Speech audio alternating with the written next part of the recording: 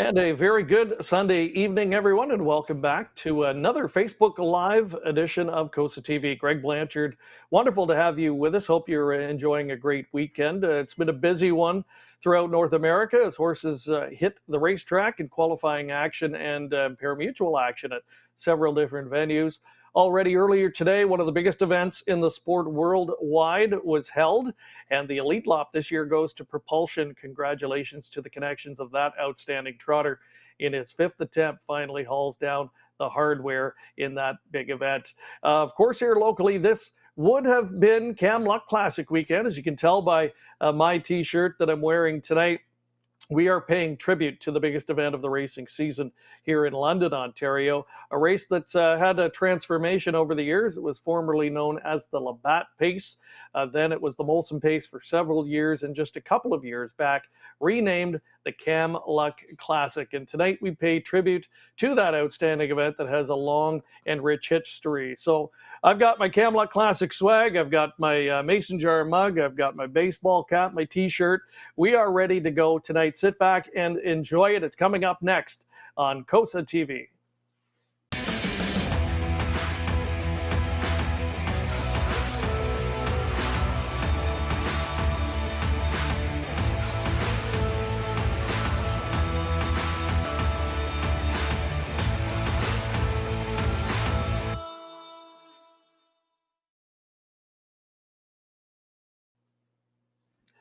And welcome back to the show again. This is the Cam Luck Classic / Molson Pace / Labatt Classic edition of COSA TV. Greg Blanchard, joined by Greg Gangle, who's the racing manager here in London, Ontario. The voice of the raceway, Shannon Sugar Doyle, joining us as well. And Mike Carter from south of the border from Ohio, tuning in tonight. And he, of course, is with the USTA. You see him doing a lot of work in Ohio at the different venues there as well. Great to have you with us, guys.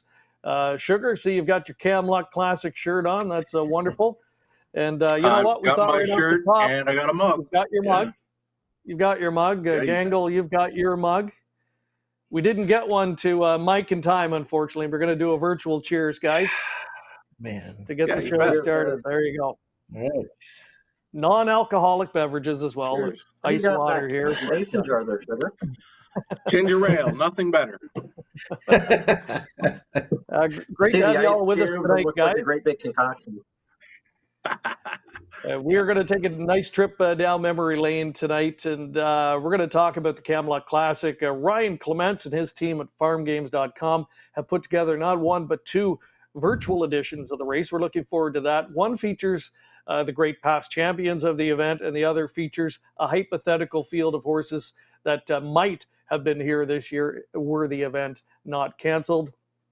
Plenty of replays. We've got some photo montages that we're going to look at, and we've got some trivia questions. We're going to be giving away some of our Cam Luck Classic swag tonight as well. T-shirts, our mason jar mugs, baseball caps as well. So it's going to be a lot of fun. Before we get rolling, though, guys, here's our poll question tonight right off the top. We'll give people some time to think about this. And we'd love to hear from you tonight. Leave your comments for us. And from everyone who does leave a comment tonight on the show, you might have a chance to win some of that Cam Luck Classic swag. We're going to draw 6 names at random from all the comments tonight at the end of the show for those swag packages. We want to know, in your opinion, who was the greatest Cam Luck Classic Molson Pace champion? Was it Brassard? Was it State Treasurer, Jambo Dancer from yesteryear, or the Great Foiled again? Those are the 4 names we've given you to choose from. Let us know what you think, and we'll recap that question at the end of the show. Well, we want to begin, guys, with a look at some great old photos. Now, none of us were around in the early days of the event. Sugar and I, we would have been old enough to attend a few, but we, of course, at that time were young lads growing up in Prince Edward Island, and Greg and Mike. But and this is before all of our times right here. A look back, guys, and what a difference it was, a different era. This is from the 1930s, and check out the vehicles and the races. Sugar, it's been a long time since you've seen crowds like this at the raceway on an overnight day. Incredible. Imagine parking those old vehicles. I mean, just the work involved in that alone, and then to get out of there after a day at the races. But you know what? A big crowd of cars in the infield met a big crowd of people in the grandstand. And you can see on the far side of the racetrack a tunnel. That's where the cars would enter off of what is known as Egerton Street in London. They come under the tunnel and park in the center field, and that tunnel still exists, Greg. Right on. Yeah, isn't that incredible? I mean, looking at that photo, how times have changed. I mean, back in the 1930s, you're seeing the hub rail, you're seeing that type of vehicle.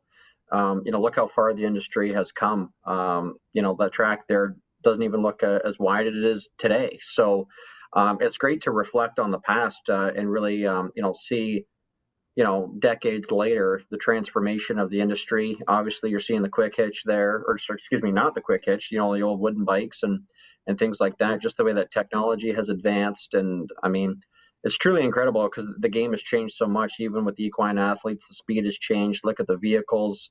It's incredible to really reflect on the past. Absolutely. And you see there was a tarmac at the time. You see a few people in the main part of the grandstand structure and a bit of a tarmac.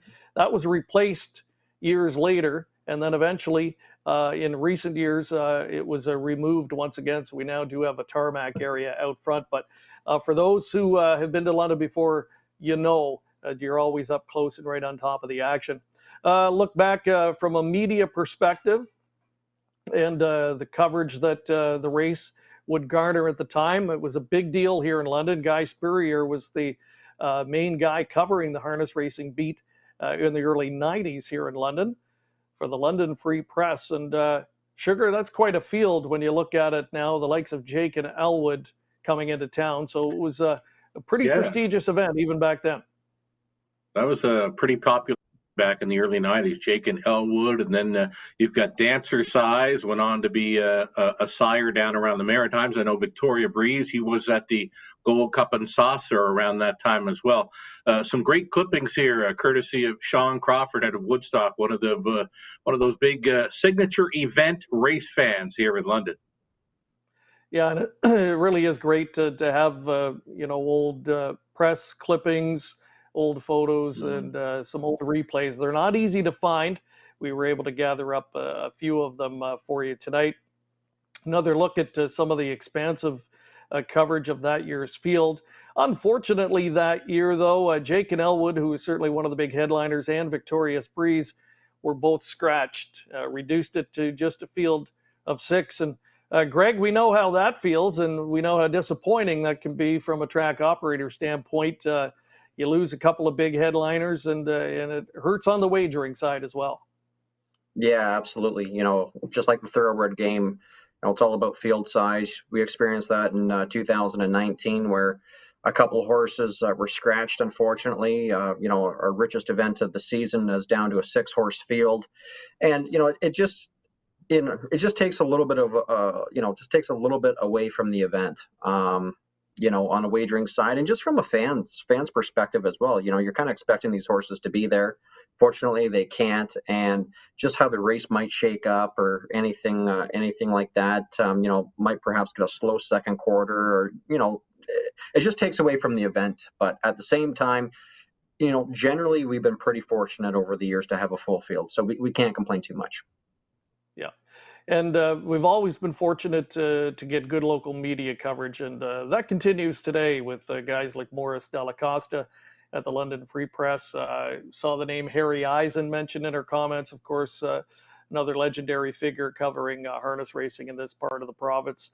And there was a look at the recap story from that year, Brassard winning on that night, holding off odds against Brassard, the winner of the event in 92. When the race switched over from the Labatt after an almost 20-year run under that banner, and then became the Molson Pace in 92, and of course recently turned into the Camelot Classic. Mike Carter, in terms of your familiarity with this particular race, you've been up here in person last couple of years. How much did you know about the raceway and the Molson Pace event prior to that? Prior to coming up, I didn't really have a whole lot of knowledge about the Molson Pace. I've done a lot of learning over the past couple of years, and the Raceway is a track that I have followed, from working at Northfield Park through the years. And, there's some great racing. And one thing about the Camelot Classic and the Molson Pace before it, it's always very, very competitive. We talk about post position draw at London, and we've seen horses win from the 6 and 7 hole there. So it's one of those races that you just don't know what's going to happen. Greg Gangle, you guys remember last year's event, a couple of the favorites got mired up in some trouble right there around the first turn, completely changed the aspect of the race. And it's one of those races that doesn't always have favorites win it. We've seen some pretty big long shots win, as we'll see later on throughout the night. Absolutely. Greg, like Mike said, we were disappointed last year. Nothing worse than early on Camelot Day getting the news that two big horses are going to be late scratches. You're down to a field of 6. Then the incident in the first turn, not what you want to see. And fortunately, that's a rarity here in the big race. But then it ends up being an excellent race and a mild upset. Yeah, absolutely. When Ideal Jimmy kind of made that little skip around the first turn, he took out Southwind Amazon, and a couple of other horses, benefited from that. So 2 scratches, 2 horses taken out of the race, and you know what? It's just it's called what I call magic of what can happen, especially on a half-mile track. Western Ferry's been known that you can win from virtually anywhere, which you can. There's no passing lane, causes a lot of early flow. And the wall benefited, coming from off the pace. Things couldn't have worked out better for him on that day. And, the rest is history. But, just getting back to what Mike Carter was saying, I couldn't agree more. Every year, whatever field that we put together is highly competitive. And the one thing that I, really admire about the race is it's not so much, a front-ending track or front speed. I think you can win from anywhere, and that is often displayed every year for the Camelot. One year a horse might go wire to wire. The next year a horse could win from third over. So you virtually, from a handicapping perspective, makes it rather difficult. All right, I think we've got a few more photos to look at here, some old school photos before we dive into the replays. In fact, here's a look at the very first winner of the Labatt Pace way back in 1972. The legendary Jack Kopis, owner and trainer of Keys One's Uno. And guys, the race has come a long way. Back in 72, Sugar, the race went for a purse of $7,500. The win time 2:04 and 3. So we've dropped 14 seconds since then. It's amazing. It is incredible. You go through the purse money that this event has featured over the years, and to go from 7,500 to up to a high of 300,000 plus, and now still going for some real good money. And then, of course, the miles dropping 14 seconds. I mean, we now feature a track record here, 150 and 1, and maybe sub 150 is not that far off here in the Forest City. Absolutely. I think we're going to look at now some of the old program covers that we've had. This is more recent. This would have been 2017. And that year's defending champion was Evening of Pleasure, who set the track record in 2016. Jake McDonald, he's our graphic artist, resident photographer, and all the great photos you see on our social media platforms, compliments of Jake, and we're able to incorporate them into some of our newer program covers. Of course, the great Foiled again.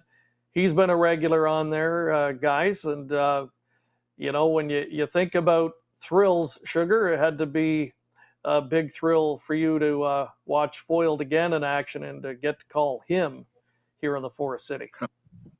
Oh, well, I'm telling you right now, when I was out west, and the option was to come here in the fall of 2013. That was one of the things that was immediately on my mind. I'm going to get to see some of the greatest horses ever and maybe get to call them. And, to think foiled again. Yeah, I knew he was around London a few years prior to that. And when 2014 came along, I got down to the paddock and I came face to face with a harness racing legend. So that right there alone was worth making the move to London, Ontario to call races. Yeah, you know, it's amazing.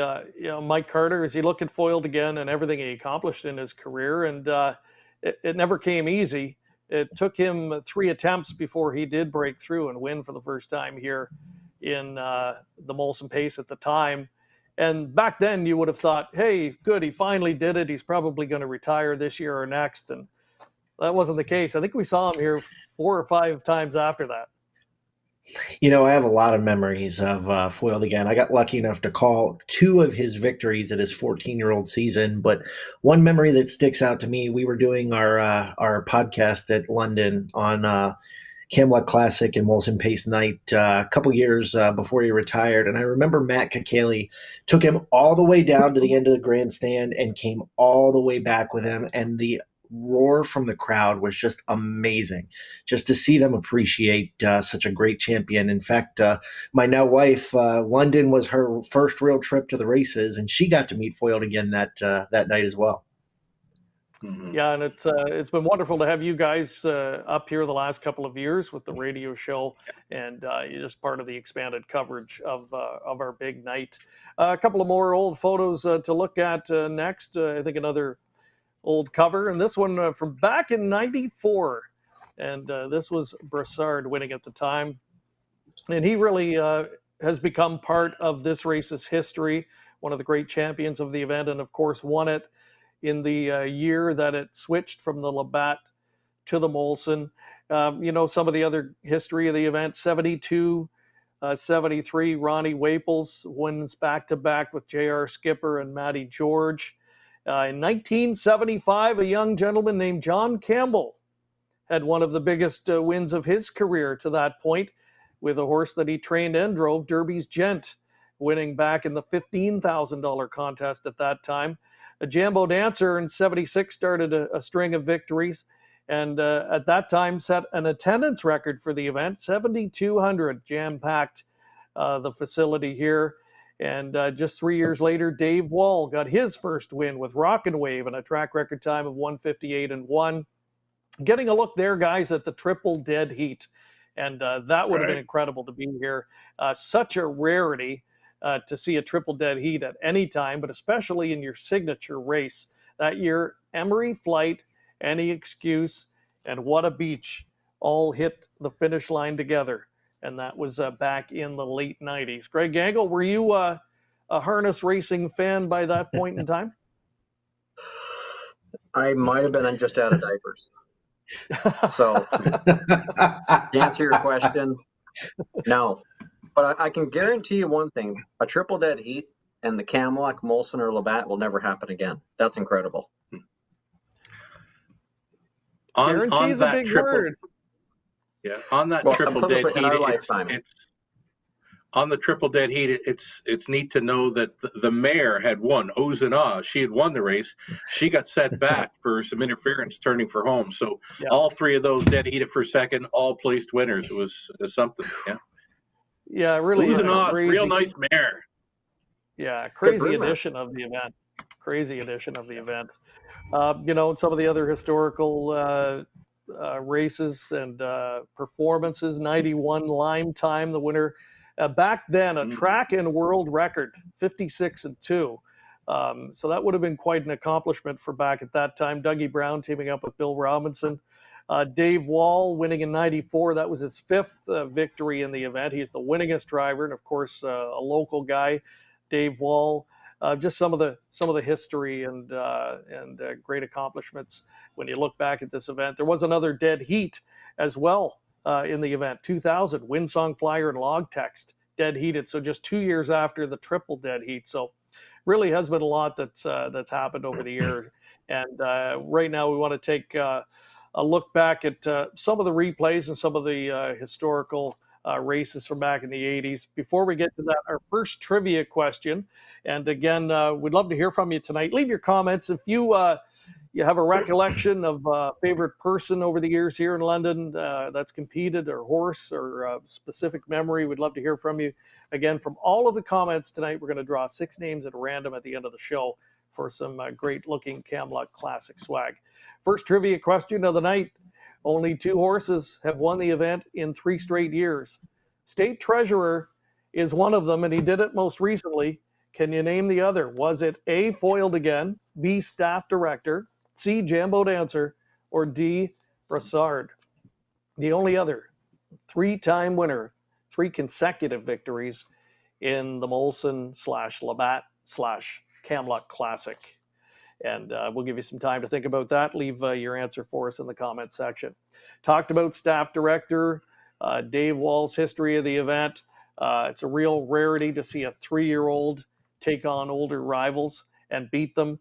But Staff Director came into the 85 Molson Pace at the time, or the Labatt at that time, clearly as the horse to beat, and he drew well on the night. So we are going to take a look back into the archives and reminisce about Staff Director's 1985 victory in the Labatt, and we'll talk a little bit about it and get some reaction after a look at it.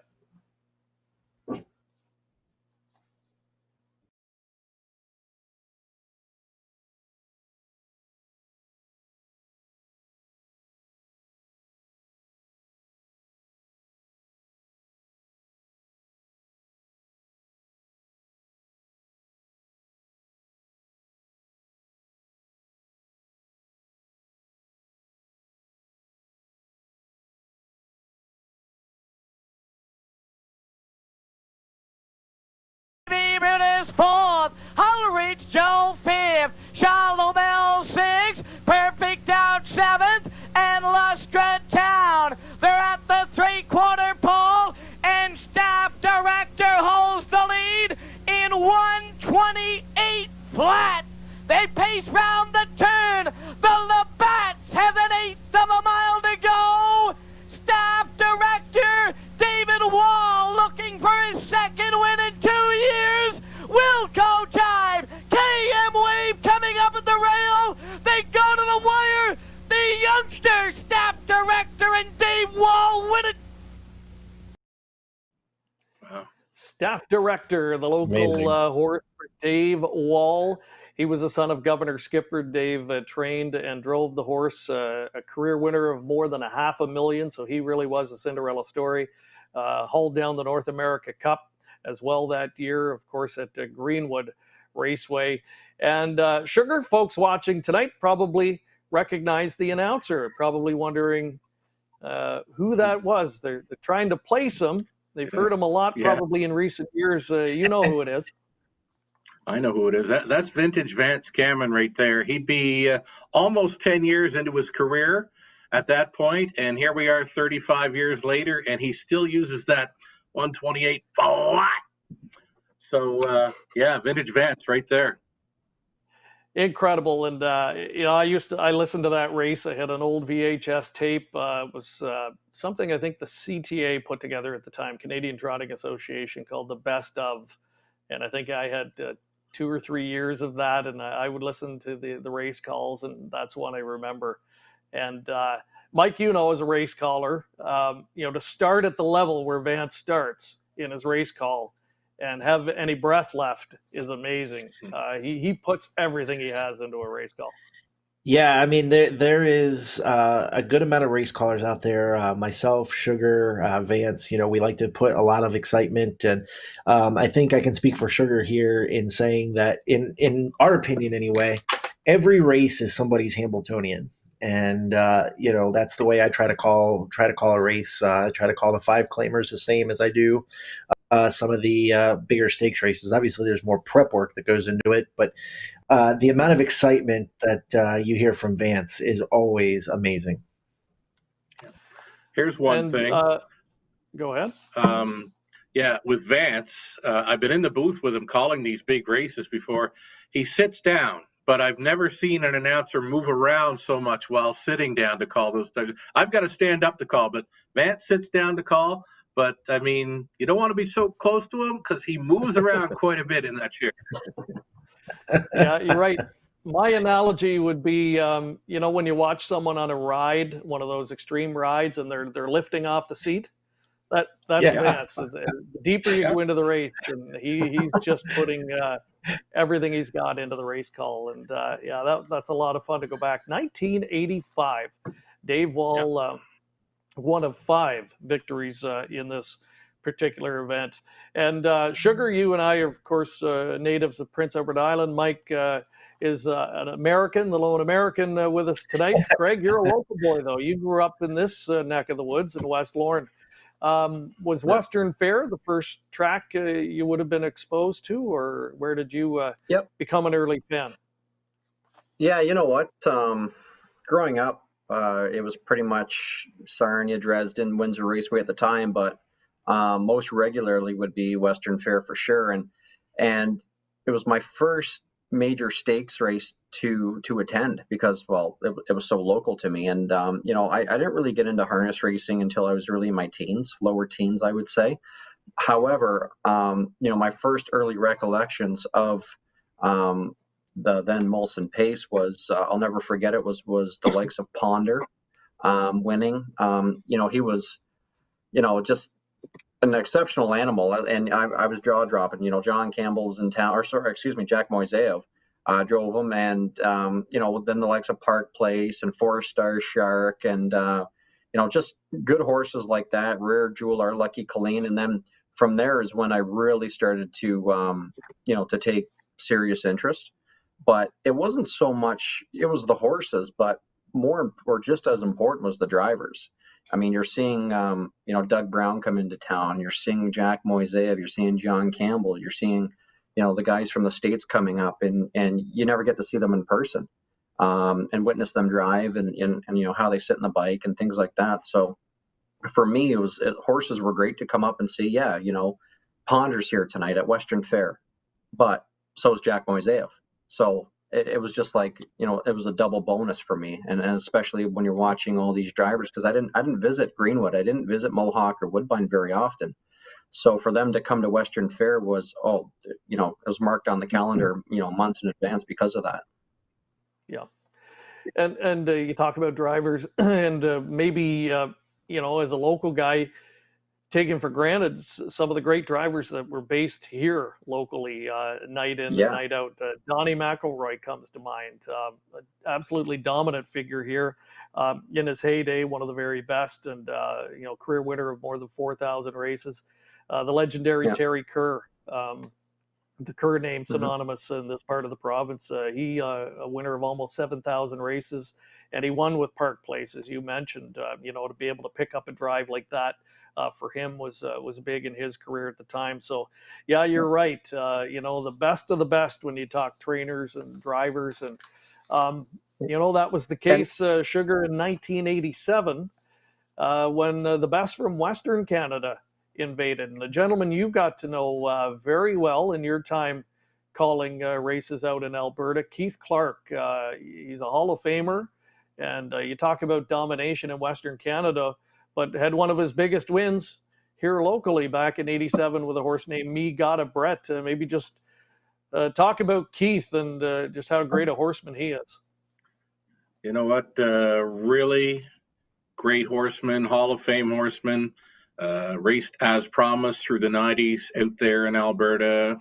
That's an Alberta legend right there, but a legend himself, Keith Clark, and what a nice guy. Anytime I've gone out there in recent years to help out, we always enjoy catching up, and he's a great guy to sit around and talk horses with. When I first went out to Alberta, I'd put a nickname or two on a few of the guys racing, and I believe I asked Keith one time, what is we can call it? He said, you know what? Call me Keith Clark. That's who I am. So it was like that. And I remember sharing the picture of a win photo from that Me Got a Brett race. And I believe it was Bobby Clark trading the horse, but here's Keith and Bobby in the winner's circle, and Keith is wearing white sneakers. He forgot his driving boots that night, so that for me is what stuck out on the winner's circle photo for Me Got a Brett is him in his white sneakers, and yeah, you got to bring those driving boots with you. Yeah, Me Got a Brett had his sneakers on that night.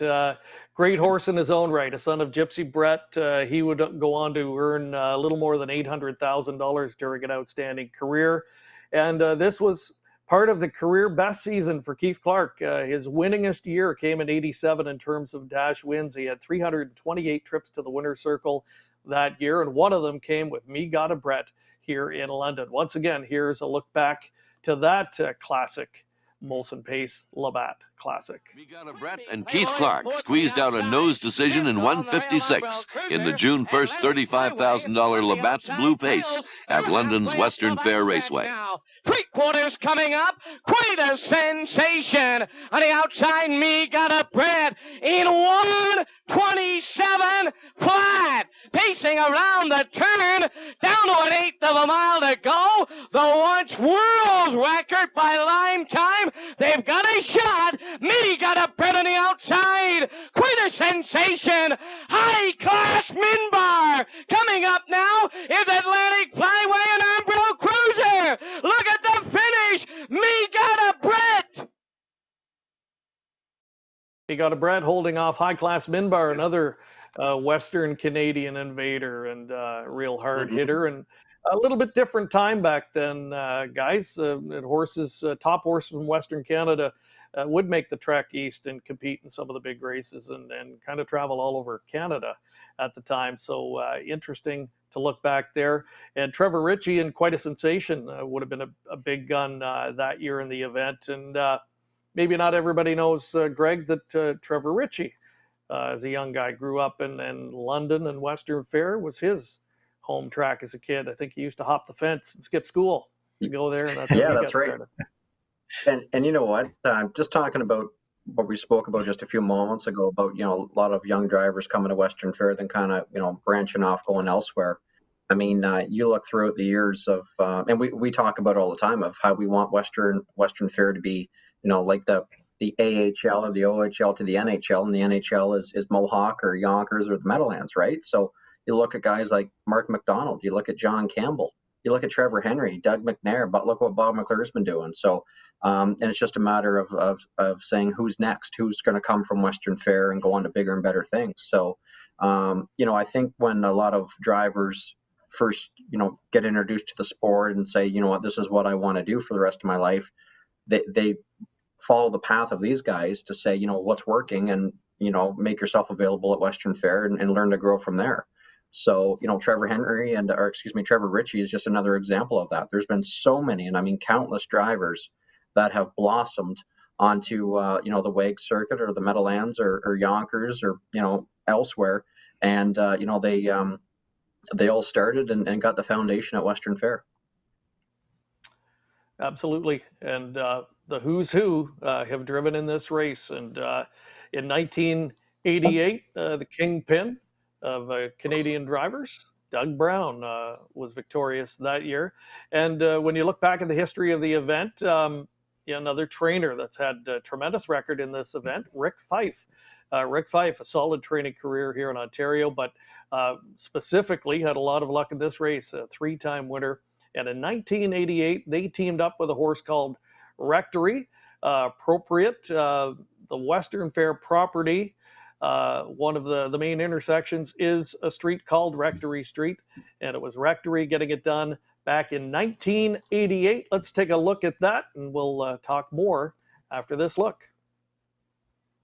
For trainer Rick Fife and owner Miller Farms. Getting the field there in 57 and 1/5. Pacing second, Rectory. Here on the outside, Umbro Cruiser third. EJ Bullet Thrill fourth. High Class Minbar fifth. Pacing sixth. Crimson on the outside, Rare Review is trailing, marching on to the 3/4, and Twinbee Playboy opens up a length and a half. Rectory is second. Umbro Cruiser between horses. Rare Review 3 wide fourth. EJ Bullet fifth. 3/4, 126 and 1/5. They go over the record with an eighth to go, and Wally goes to work on Twinbee Playboy, but here comes the Cinderella horse. Rectory now on the outside second. Pacing third is EJ Bullet. They're deep in the lane. They slug it out. Twinbee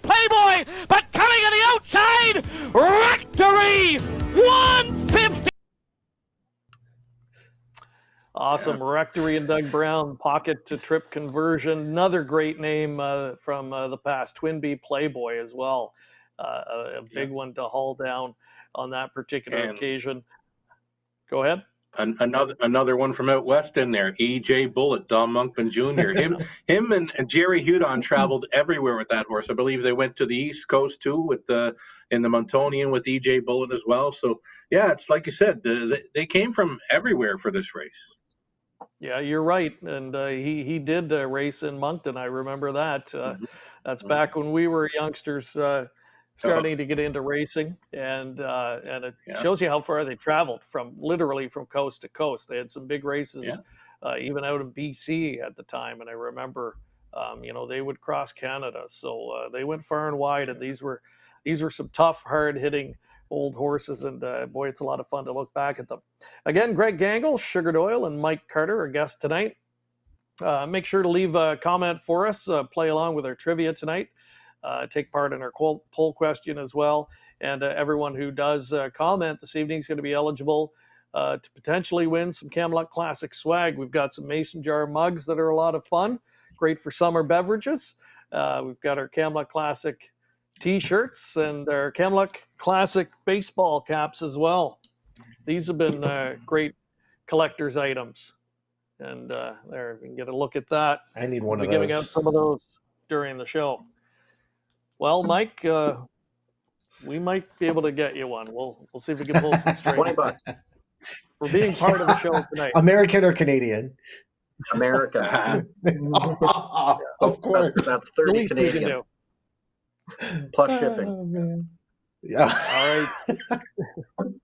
1980s, the race was known as the Labatt, as we saw there, and then it switched to Molson. Molson became the new signature sponsor of the race in 1992, and right off the bat, a horse named Brassard would make part of history here by winning the first ever edition of the Molson at the time. He did it in track record time. Yeah. This is a great horse, Sugar. I know you remember him back in the day. He tussled with the powerhouse horses from Bob McIntosh stable at the time, odds against, Arts Place, Camluck, who would go on to be the namesake of the event. Silver Almahurston, Cambest, horses like that, and he made $1 million. He truly was a great horse, wasn't he? He was, and you know what? Another one of those horses that went just about everywhere. I can remember him showing up at the Montonian, and who did they bring in to call that race? But the one and only Roger Houston calling Broussard a winner in the Montonian. You mentioned that track, it was known as Champlain Raceway, NB Downs. It was just way ahead of its time for us Maritimers. Absolutely. And Broussard, as mentioned, great Quebec horses of that era, horses like Boomer Drummond, Broussard, Fiorello Blue Chip was another Quebec-based horse that they would bang heads with many times over the course of their careers. But Broussard, he made $1 million the hard way, and here he is winning in 1992, the first ever edition of the Molson Pace at the Raceway in track record time. Control, Devon's curling up the rails. Broussard in the outside third. Just call me Sam. Odds against with a rush. Now 30 wide. 127 at the three-quarter pole. They're down to an 8 to go. Broussard turning home. Odds against to the outside. Surviving all third. Just call me Sam. They're in deep. Stretch now. Molson X number 2. Broussard again. 155 and 3. Here then. Yeah, that was an exciting finish, odds against, with the huge move in the backstretch, and it ends up being a 2-horse breakaway. Talked to longtime race secretary here at the Raceway, Ian Fleming, earlier today, and he had a horse in the race that year, back before his time. Just Call Me Sam was in that event, 6-horse field. Again, Jake and Elwood and Victorious Breeze were to be in the field that year, but were scratched. But didn't diminish from the race, and Broussard would go on to win again in 93. 2-time winner of the Molson Pace and part of Molson Pace lore here in London. We have our first virtual race of the night coming up, guys, and made up of past winners. Mike, you've done a lot of work with Ryan Clements, and Ryan, of course, from the Clements clan. Of course, grandfather Norm, father Dan, very well known in harness racing circles in Ontario. Norm, of course, part owner of the Great Cam Fella. And Ryan's made quite a name for himself, hasn't he? With some of the racing games that he's developed, applications online, and these virtual races that you've embraced with the USTA. Yeah, Ryan's done some great work with off and pacing and catch driver. And back when COVID-19 first kind of struck, we were talking at the USTA, man, what are we going to do to market and promote harness racing, especially after Cal Expo was the last racetrack to shut down and shutter. And I actually got the idea from NASCAR iRacing. They started having these NASCAR races where the guys would sit at home, kind of like we're doing. And, they were virtually driving, they had the headsets on like they would if they were in a real NASCAR race. And so I presented the idea to our graphics designer, Jason Turner. He loved the idea. He said, reach out to Ryan and see what he says. And we have just taken off with it, and it's something that's grown. We've done, I believe, 4 or 5 of them, and it is something that has really taken off, and they seem to get better and better each time. I've had to learn how to edit video and create my own graphics, so not as good as Curtis, but we get through it, as you'll see a little bit later on. And then you've got to put a race call on it as well. So you've done that. Yep. And Sugar, you had to do the same thing. How different is it calling a virtual race versus an actual race? It's kind of tough, especially coming in off a 10-week layoff. I'm just like an old horse. I got to be racing to be able to pull one of these off. So it took me a few tries, and I had to choose one of 2 or 3. And I said, yeah, okay, fire this one out. Let's go. Yeah. That's what I did. I call each one about 2 or 3 times before I finally get it right. Yeah. It'd be nice if you could do that for real, right? 2, 3, or 4. You ain't kidding. You only get one chance at calling a race live. And you know what? If you happen to make a mistake, you just got to not acknowledge it and drive on. Yeah, and you can't harp on it. Turn the page. There's always another race coming up. Yeah. Greg Angle, as we look at the field here, we're going to do 2 virtual races tonight. One with a hypothetical field based on who we would like to have had this year, and the other based on past winners. Greg, how about this field? When you look at it, first of all, you realize how many great horses we've had here competing in the race. How nice would it be to put a field of 8 like this behind the gate for real? Yeah, isn't that scary? I mean, even going back to the likes of Broussard and Jambo Dancer, they're before my time, but I heard of them. I was familiar with the name, and then you're looking over at the 4-Star Shark and you're seeing Mike Lachance. I mean, I think a lot of people would give anything to see him, behind the bike one more time. And then obviously, when you're going to the outside, bit of a legend from Post 4. I mean, he's the second richest son of Bettor's Delight.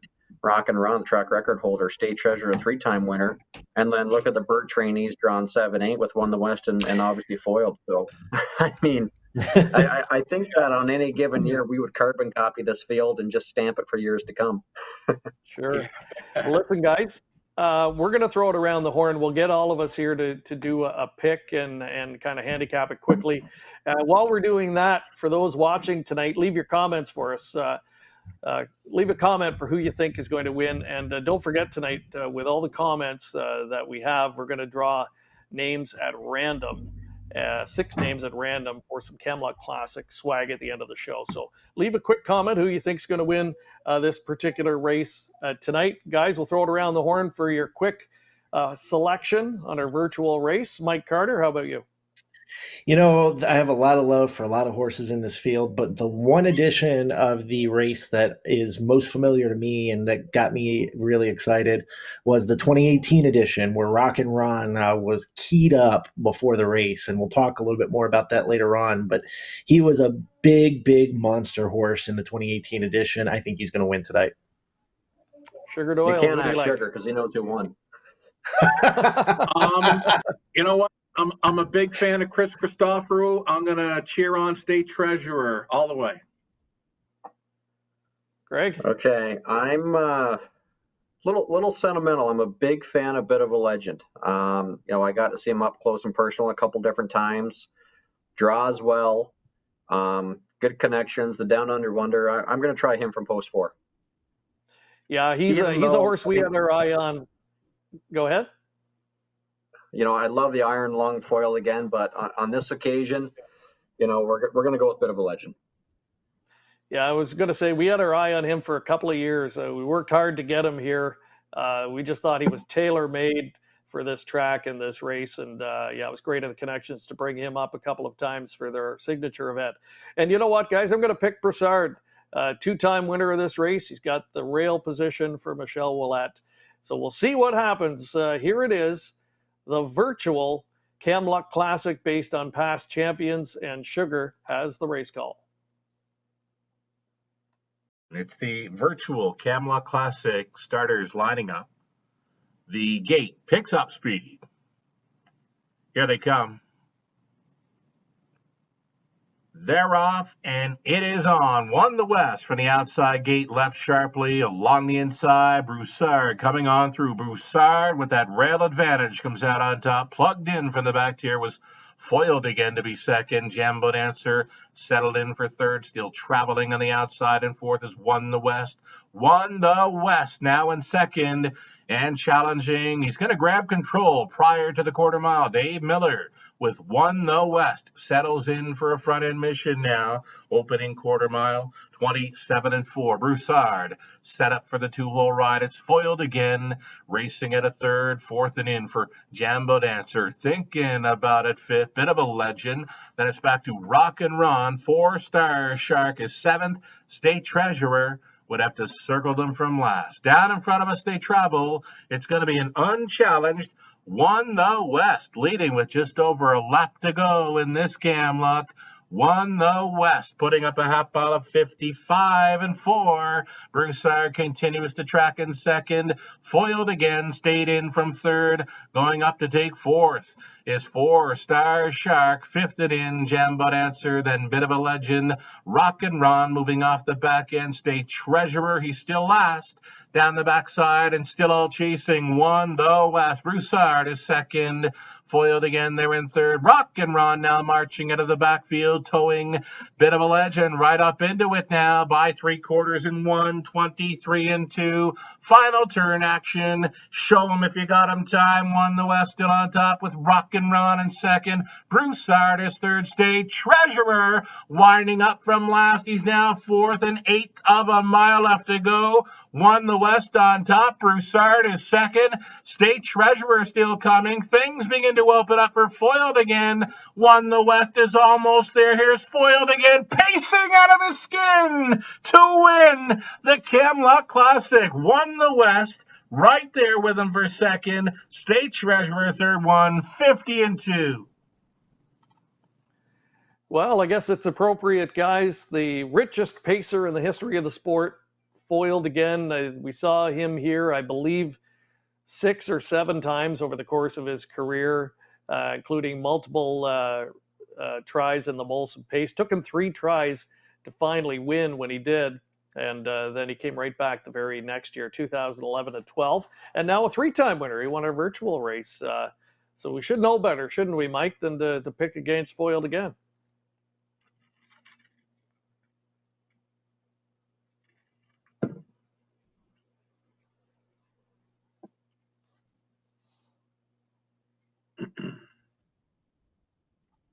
I think we've lost Mike's audio there, guys. Greg? No, Oh, there he is. There he is.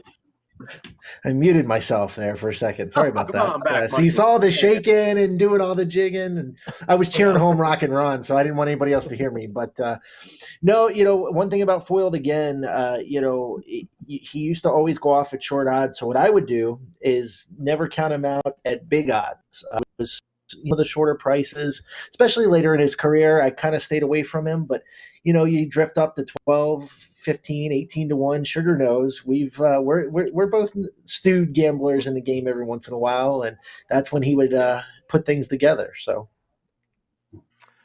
Yeah, Broussard, a little disappointing for me off the pocket trip there. Greg? Does anybody have Jordan Stratton's number? I need to call him for not pulling the right line. I got it right here.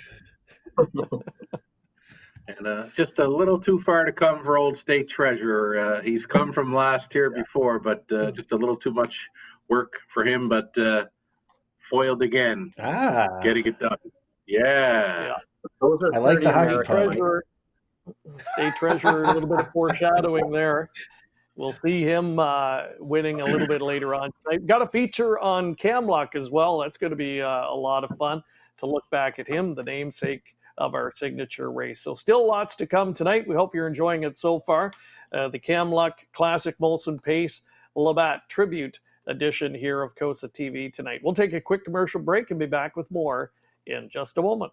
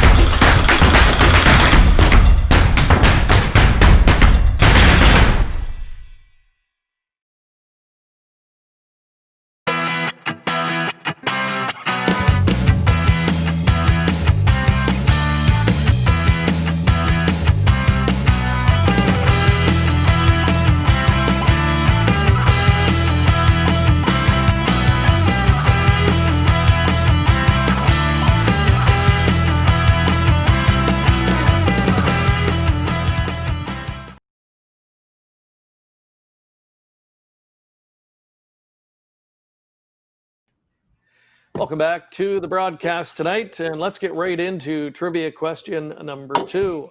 Only one driver's won the race in 3 consecutive years. Can you name that driver?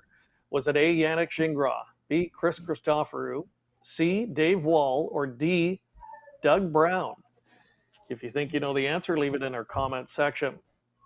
And we will recap all of the trivia questions at the end of tonight's show.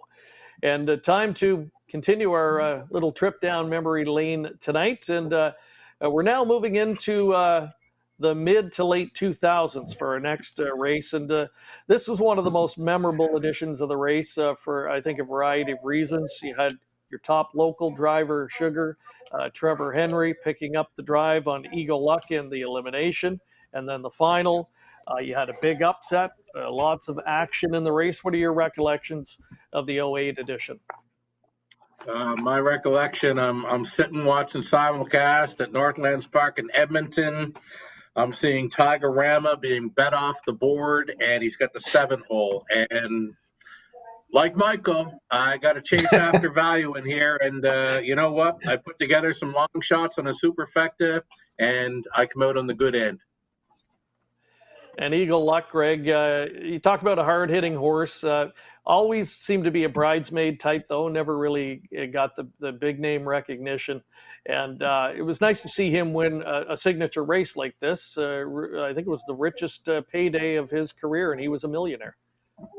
Yeah, he always seemed to be, in the thick of things, but never really was known to come out on top. So he was always, his name was always there, but his name generally wasn't necessarily in the winner's circle in a high stakes race. But, with this type of race, it just worked out. I mean, the trip worked out.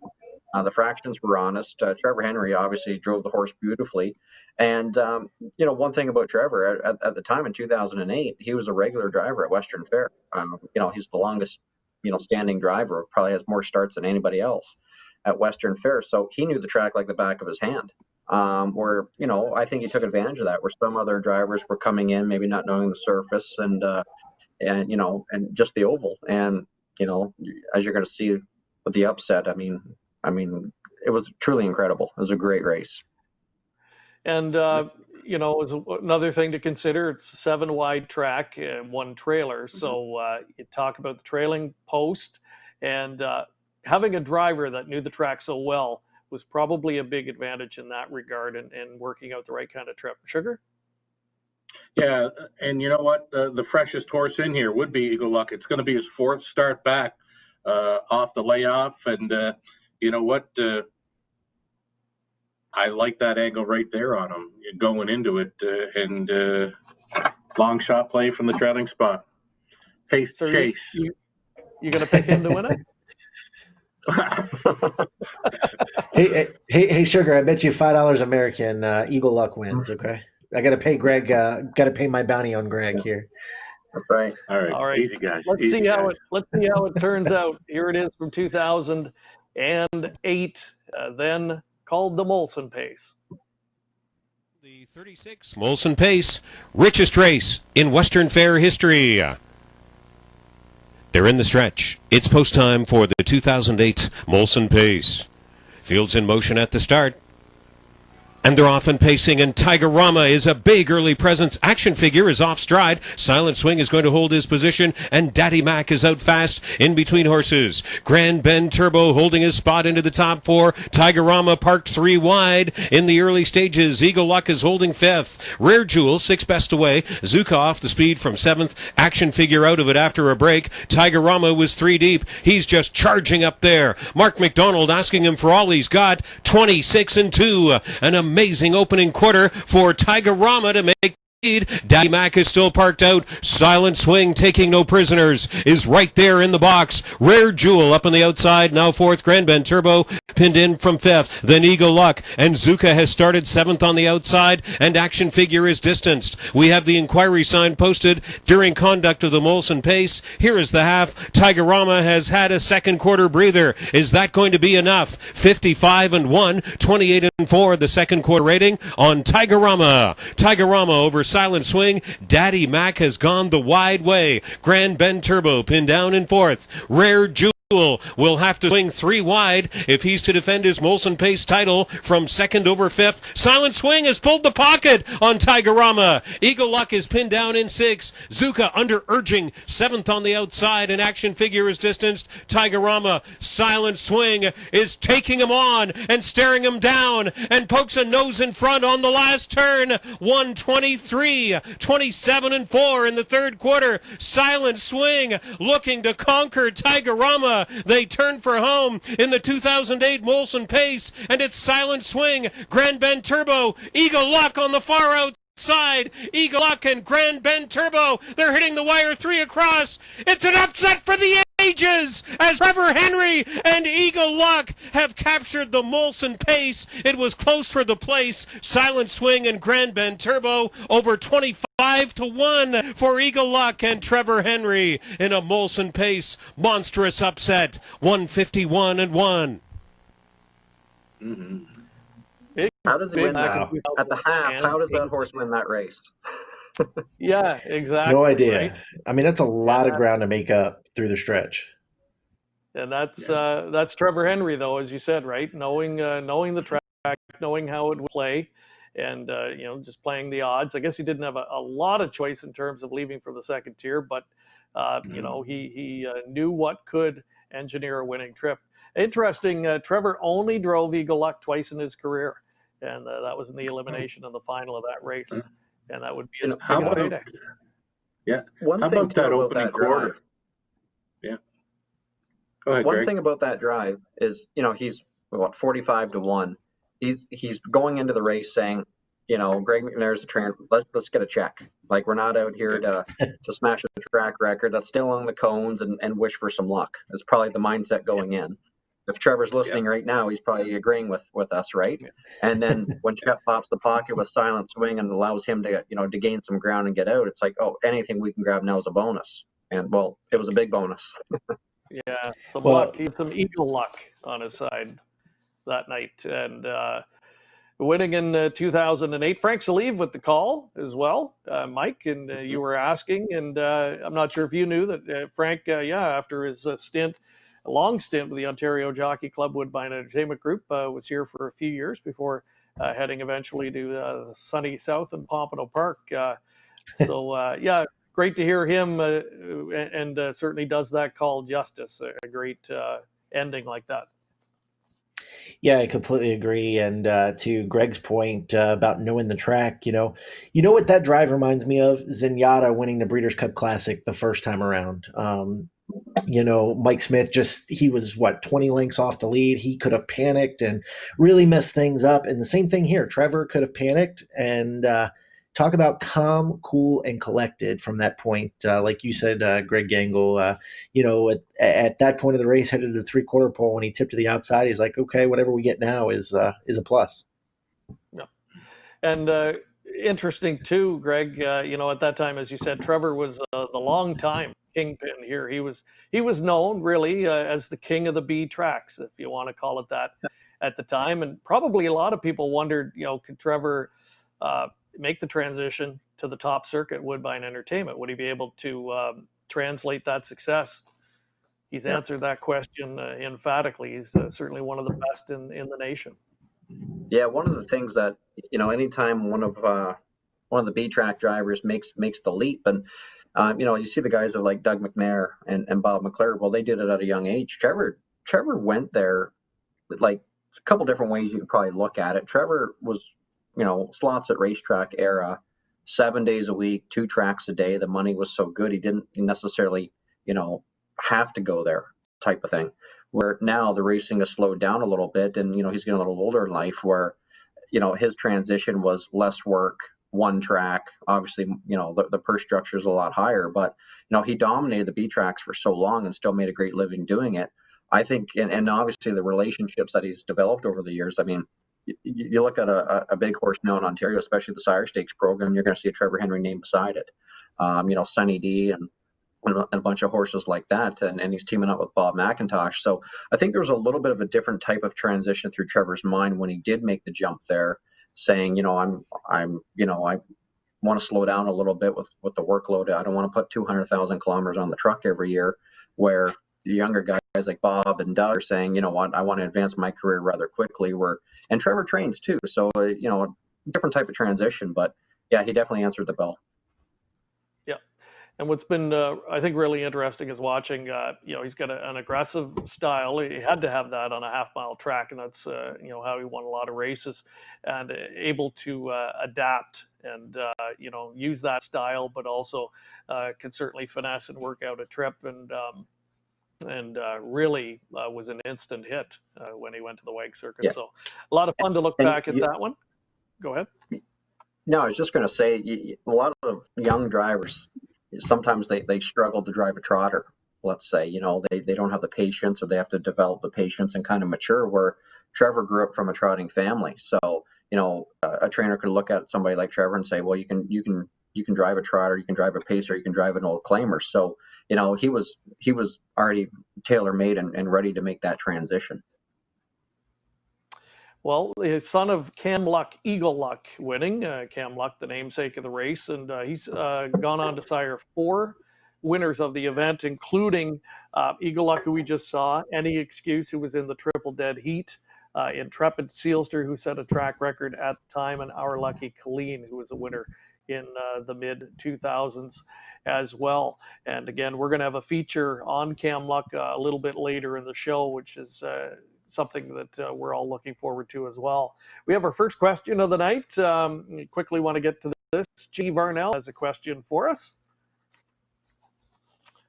Question for Mike. What horses should the fans look forward to maybe coming for next year, besides Section Line Big Rig, Southwind Amazon, and Black Hole? Besides those 3. Besides those 3, Southwind Amazon by far. No, good question. It's going to be interesting to see how some of the big horses kind of come out from their 3-year-old season. I think Bettor's Wish. Greg Gangle and I talked a little bit as we were coming up with the virtual field.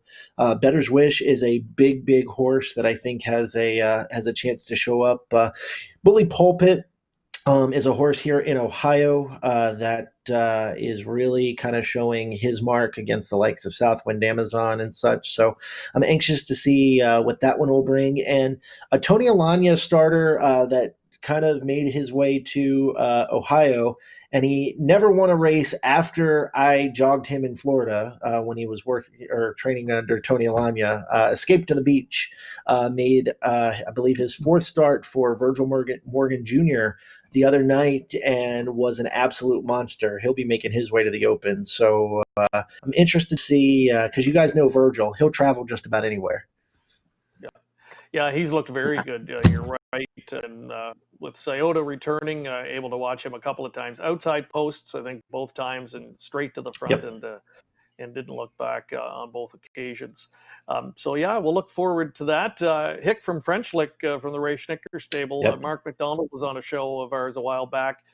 He said to watch for him. I guess training back very well this year, and they expect big things from him, and a good half-mile horse as well. Let's continue on our look back at some of these replays, and we talked about the Great Foiled again. He won a virtual race earlier tonight. He is one of just a handful of multiple Molson Pace winners here in the history of the event, and it took him 3 tries to do it. He finally broke through in 2011. Let's take a look back at that, and we'll talk more about the Great Foiled again in just a moment. Stretch in the Molson Pace. Here they come. And they're off. Legal Litigator blasting out from post 1. He'll take the field into the first turn. From the second tier, Tokia moving out well. Foiled again, just floating up on the outside as they round the first turn. It's a fired up Legal Litigator out to a 6-length lead as they spin into the backstretch for time 1. Brett Miller way back in the bike trying to rate his speed is foiled again. Now starts to close up in that 2-hole. Tokia is 3rd, landing a seat 4th. Enderlecht back 5th. Eric Cash Hanover. Then 6th to Art Professor. Followed up 2nd from last there by Valentino and the trailer Rock Me Please. 27-2 was the quarter time. Legal Litigator and Brett Miller dictating the pace. Foiled again in the 2-hole.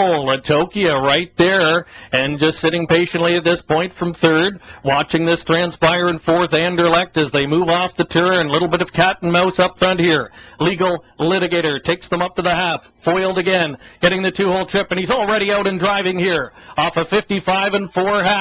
So foiled again, going on the offensive with 3/8 to go. Tokia on the inside 3rd. There goes Anderlecht swinging to the outside now.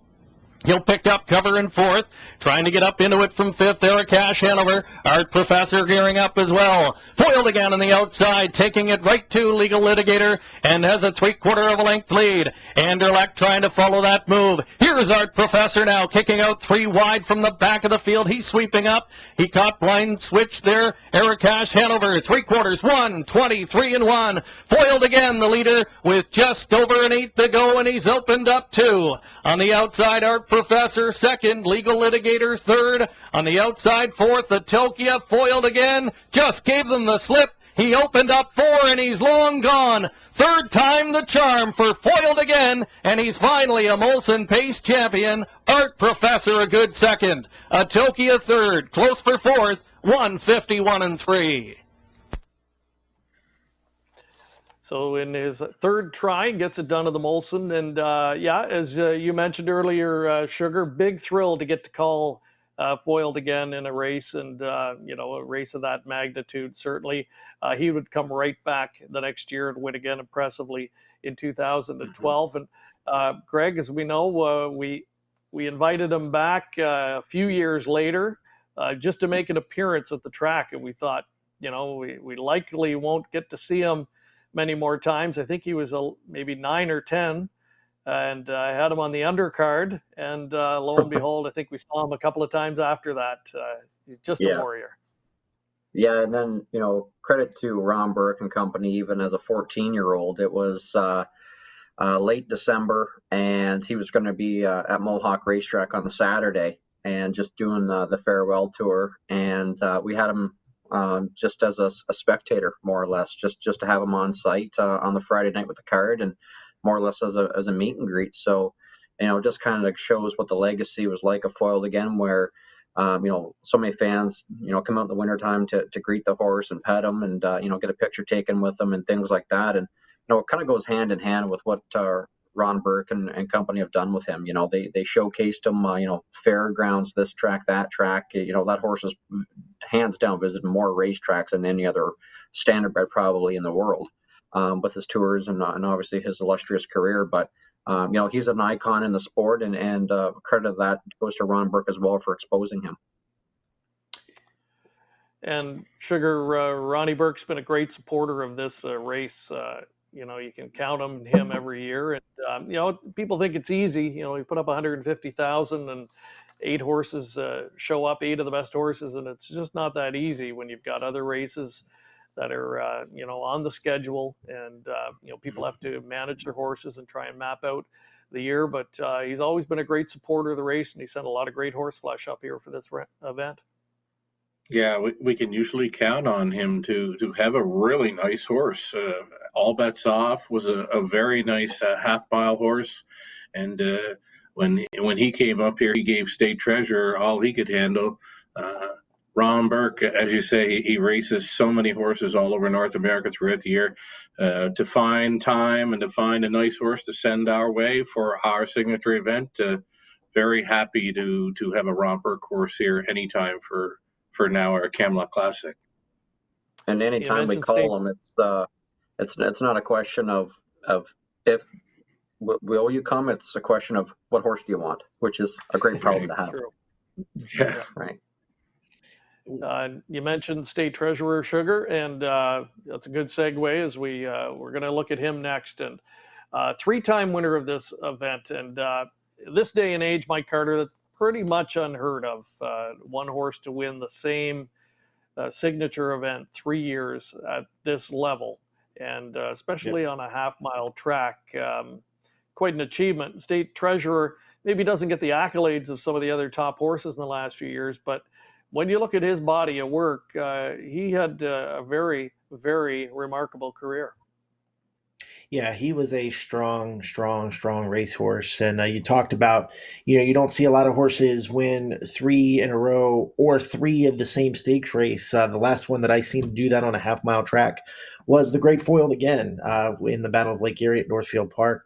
So, to compare that accolade to the Great Foiled Again, I mean, State Treasurer was just, he did things the hard way, and, he just had an amazing career. And he really liked London. That was one thing about State Treasurer, is he loved the raceway, and he proved that by showing up 3 years in a row and winning.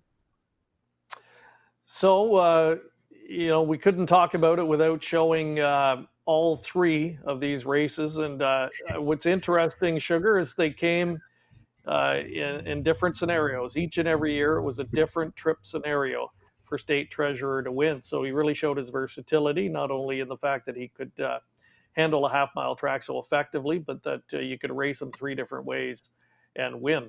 Real testament to him.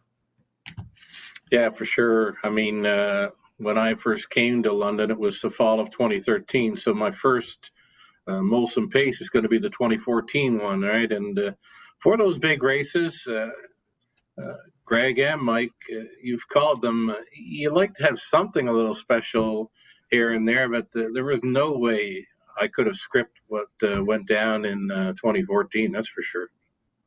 Absolutely. So let's take a look at his first Molson Pace victory, 2013 edition, and we'll have a look and come back and talk more about it in a moment. And here they come.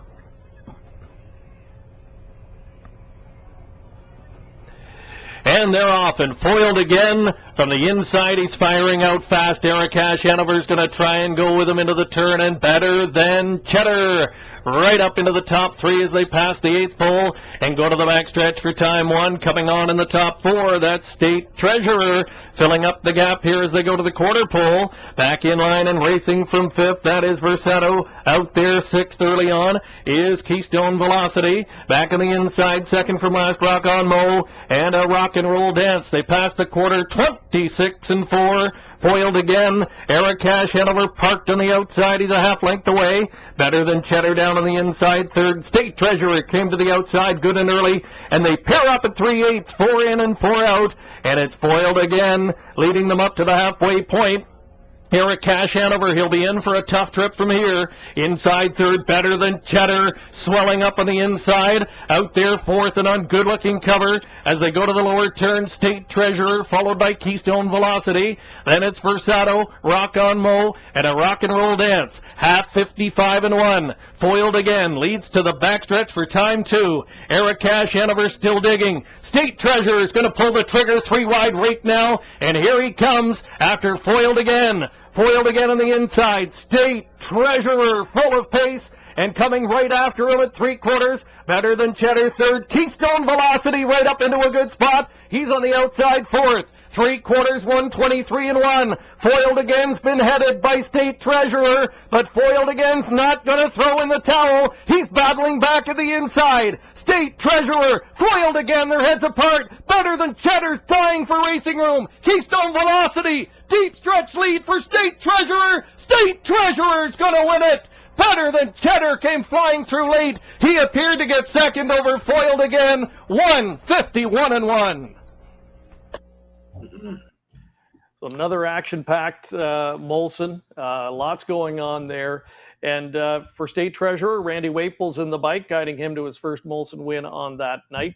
Flips off cover and then has to get by Foiled again, Greg. No easy task. And then hold off Better Than Cheddar, who was a last-second entry that year and really beefed up the field. Yeah, I'll tell you what. I remember helping out that night. And I remember Randy Waples and I were texting back and forth because he was stuck in traffic. There was a traffic jam on the 401 or something like that. He made it, within the nick of time to drive the horse. I'm sure the judges had to give him some leeway. Otherwise, he wasn't going to make it because I think they had some OSS Golds at Mohawk that night. So he was driving there, then hopped in the car. And, drivers like to be late. And not necessarily give themselves, ample time to get to a race. But Randy made it in the nick of time, and obviously, the rest is history. It's a mild upset in that first edition. The next year he comes into the Molson and really expected to do well. Sugar, he had the coveted post position to work with on this night, but as we know, things went awry at the start. Just take us through what you recall about that race. You probably had an expectation of how it was going to unfold, and then that break behind the gate changed things dramatically. Yeah, as I said, like to have a little something special to bring to the biggest race call of the season, but I'm so glad I had nothing really written down on paper of how I thought this race might go, who's going to be leading, what have you. I did have one special call ready and waiting for the great Foiled again as they turn for home, but no shot whatsoever of me being able to, think that State Treasurer would, one, for what happened to him at the start, and for two, to overcome that. And, well, the race is going to speak for itself. It's just, you'll never see an invite horse win the way this horse did on a half-mile track ever again.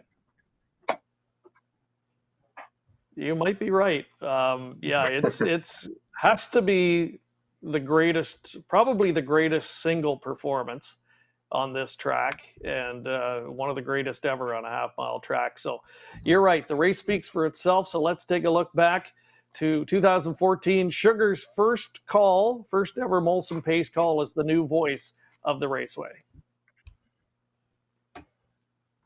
Yannick Gingras, the back tier spot for captive audience. Sylvain Fidion, starting gate, picks up speed. Here they come.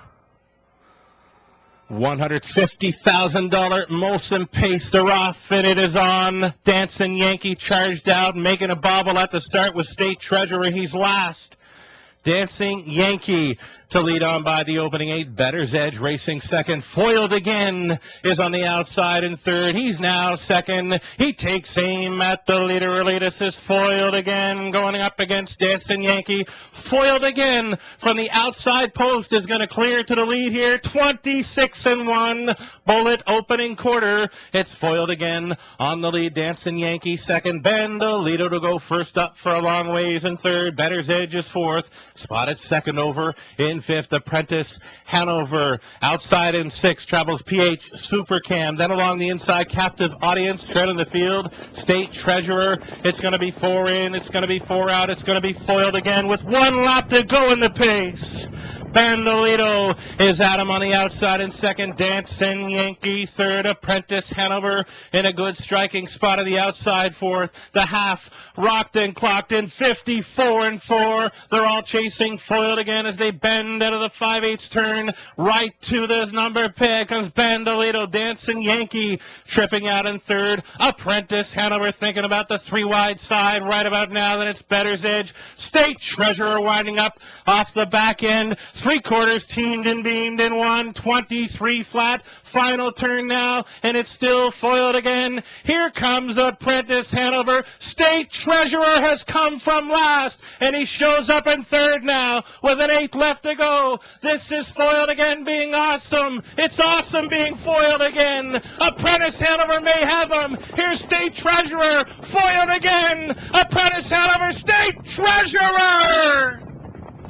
3 of them across the track. State Treasurer, could he have gotten there against Apprentice Hanover and Foiled Again? It's awfully close on the line. If State Treasurer gets there off of that start, that is incredible. 151-4. Stand by.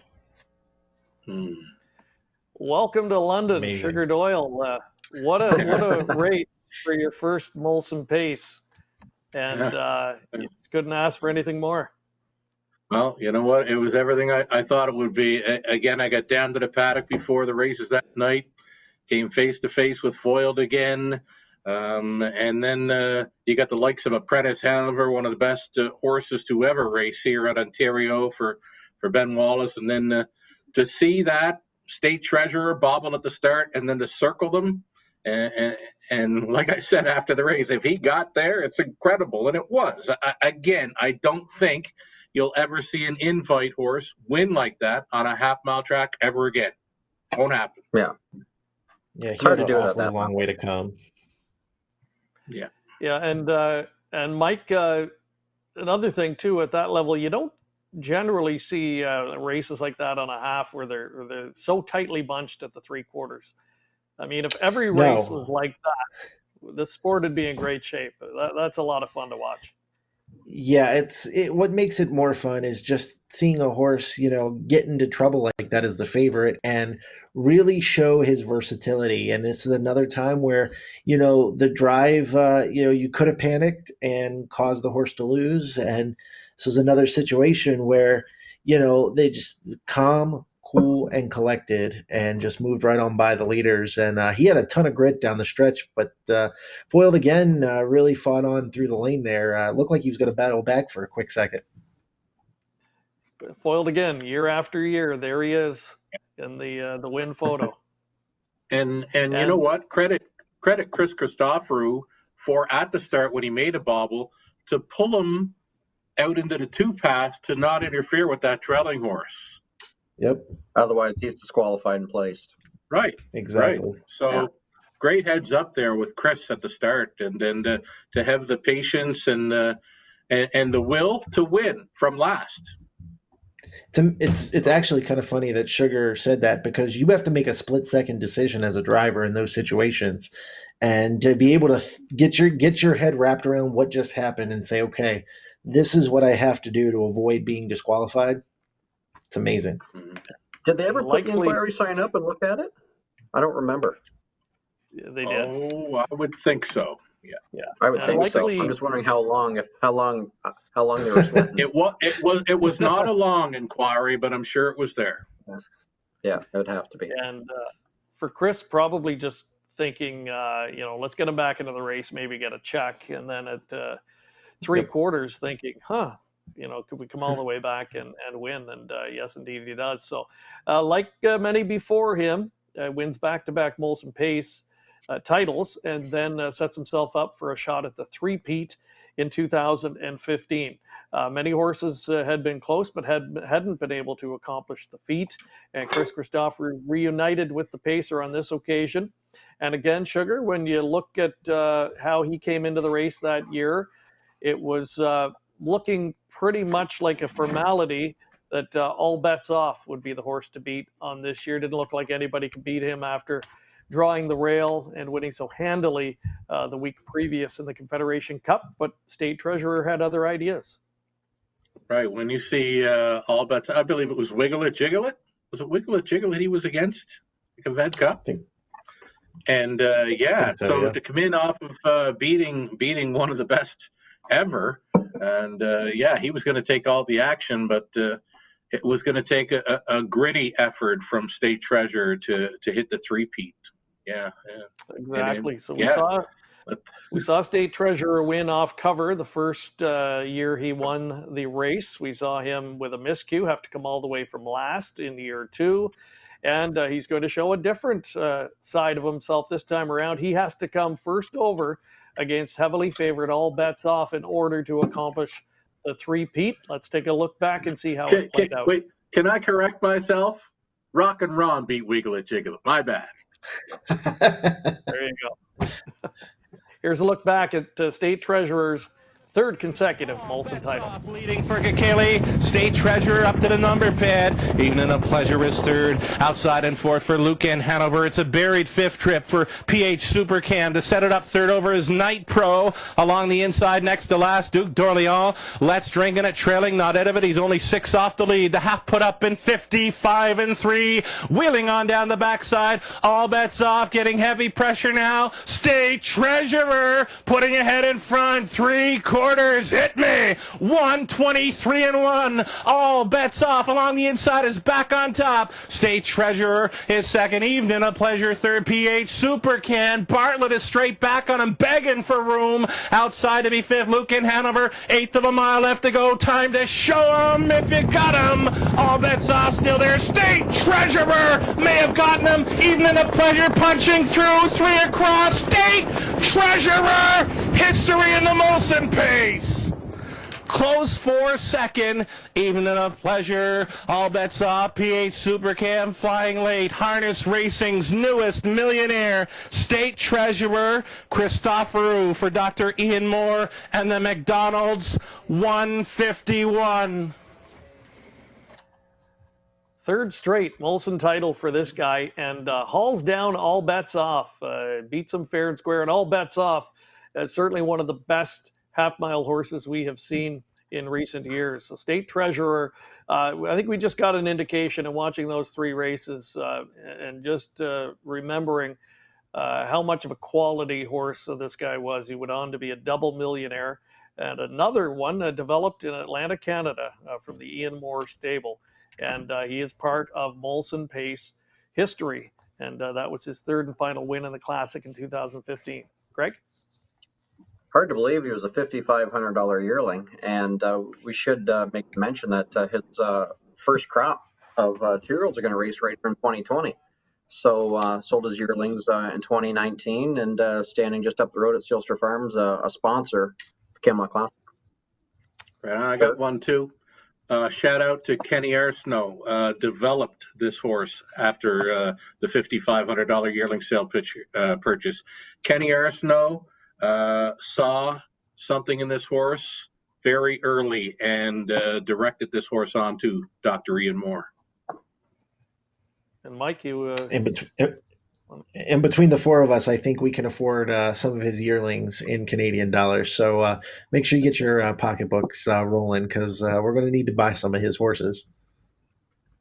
And interesting too, All Bets Off, who he defeated that night, also standing at Sealster Farms, and a great addition to that. And yeah, thank you to Sealster Farms. They came on as the title sponsor of the event when it switched to the Camelot Classic in 2018.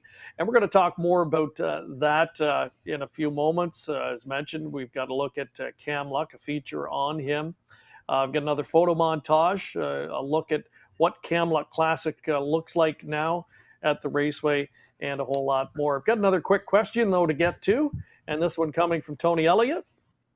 And Tony Elliott, you'll see him this summer at Hanover Raceway and doing a great job on social media promoting the start of the racing season there. And he was wondering, Greg, if there was any discussion in terms of postponing the Camelot Classic until the fall rather than rescheduling. There certainly was discussion around it, Greg, but it just wouldn't be the same, would it, at that time of year? And especially given the circumstances, the thought, I think, was to, keep that money local for this year and just do it all over again next season.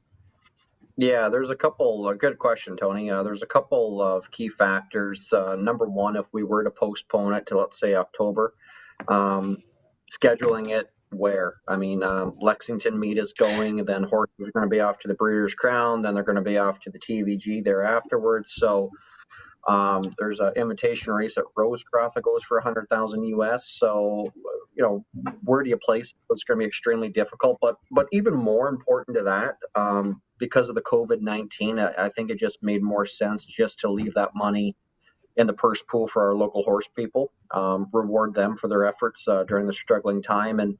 And so that's the mindset that we had going into it. And to Greg's point as well, if we're going to do it, we didn't want to do something half-assed. The closer you get into October, November, it gets cold at night. So you're on track. You don't even know if you're going to be able to have on track in October. Who knows? It takes months to plan.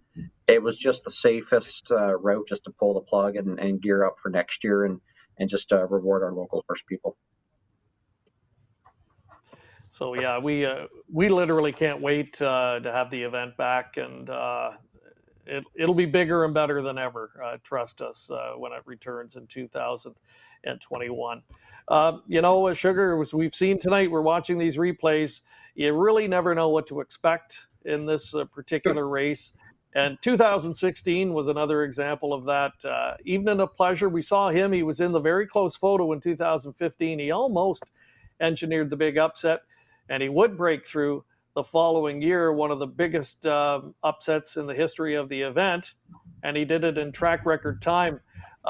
Going into that night, Sugar, did you see that one coming? Never.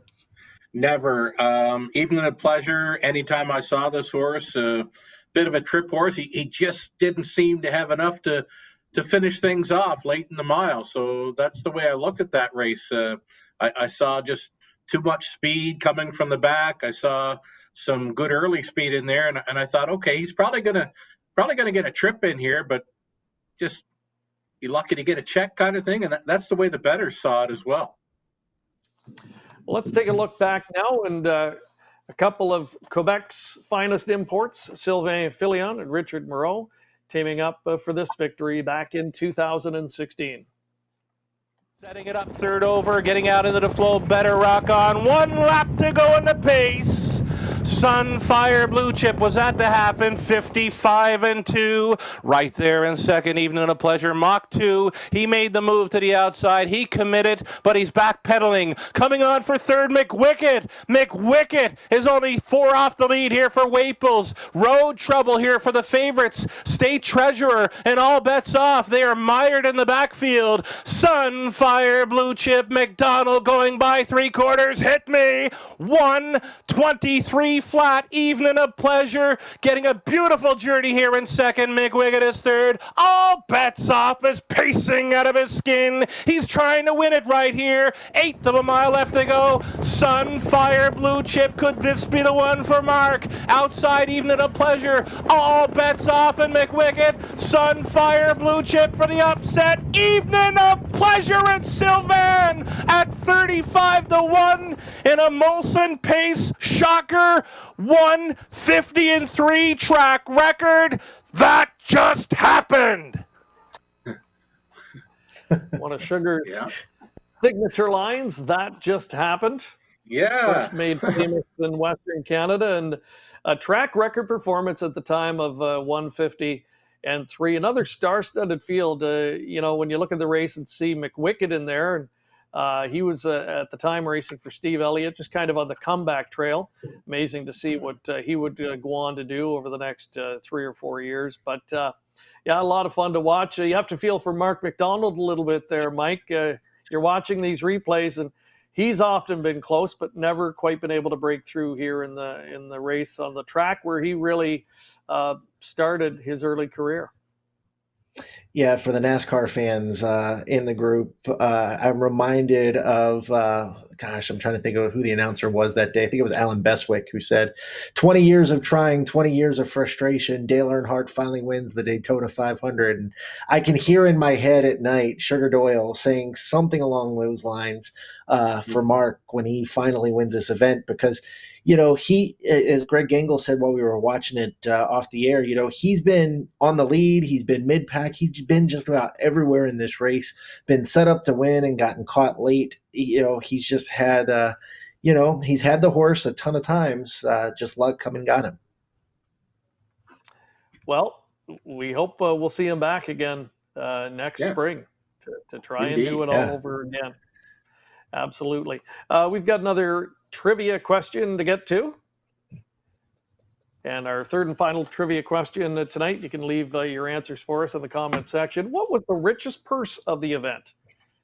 Was it A, $340,000, B, $322,000, C, $312,000, or D, $300,000? The richest Molson Pace ever. If you think you know the answer, leave us a comment.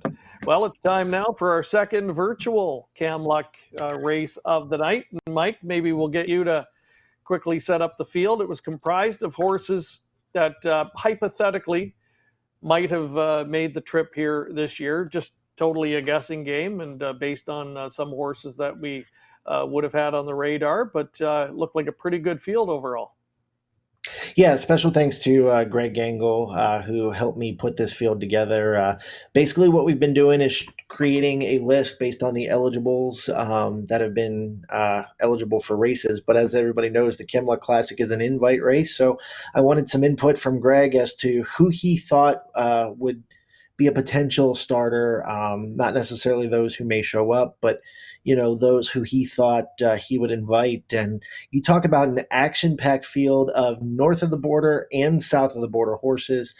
Bettor's Wish, who had a real shot at Horse of the Year last year, guys, didn't finish worse than second ever, wound up in this virtual field. And we are thankful that Sugar Doyle gave us the call on this one this go-around.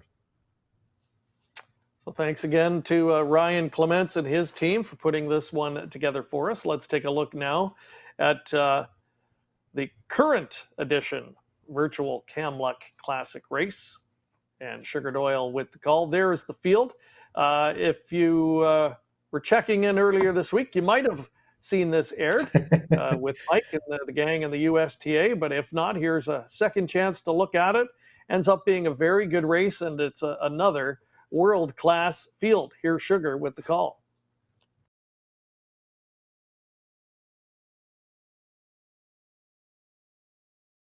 In behind the gate, it's the Cam Luck Classic 2020 Virtual Edition. Here they come. Off and pacing. Bettor's Wish was in the center. Along the inside, the Downtown Bust has come on through. Next door in second is Sintra, plugged in from third. Easy Lover Hanover just floating on out of there for fourth was Bettor's Wish. Straightening for the backside run, it's going to be Sintra for Jameson to clear to the top. Left out there in second, Bettor's Wish. Bettor's Wish now rushing and brushing for Dunn. And Bettor's Wish is in full flight. Bettor's Wish opening quarter mile bullet speed of 27.2. He'll look to settle things down now as Sintra closes up the gap in second. The Downtown Bus is traveling third. Century Pharaoh looks at it from fourth. Easy Lover Hanover fifth. Sixth is This Is the Plan. Next to last, American History, the trailer Dorsadero Hanover. Single file on the half-mile approach. It's Bettor's Wish left alone here with a lap to go into Cam Luck. Bettor's Wish had them by the half and 55-4. Sintra tripping out over in second. Now an uncovered third for Century Pharaoh. Towing This is the plan. Right up into it now in fourth, fifth and in. We've got the Downtown Bus switching wide. Was Easy Lover Hanover. Then it's back to American History. Dosadero Hanover 3 wide into the backfield now. There goes Easy Lover Hanover. Easy Lover Hanover put in play. He's challenging Better's Wish as they get on by 3/4, 4 wide on the outside. This is the plan. 3/4 hit me. 123 and 4. Dunn hits the go switch on Better's Wish, and he's found more.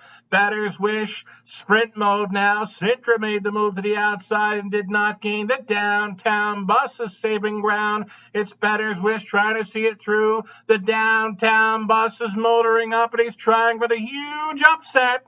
The Downtown Bus in a Camlock stunner. Better's Wish was second, Sintra third, and 150 and 2. The Downtown Bus, I would say that would be a bit of an upset there, able to sneak up the inside and come on late and win.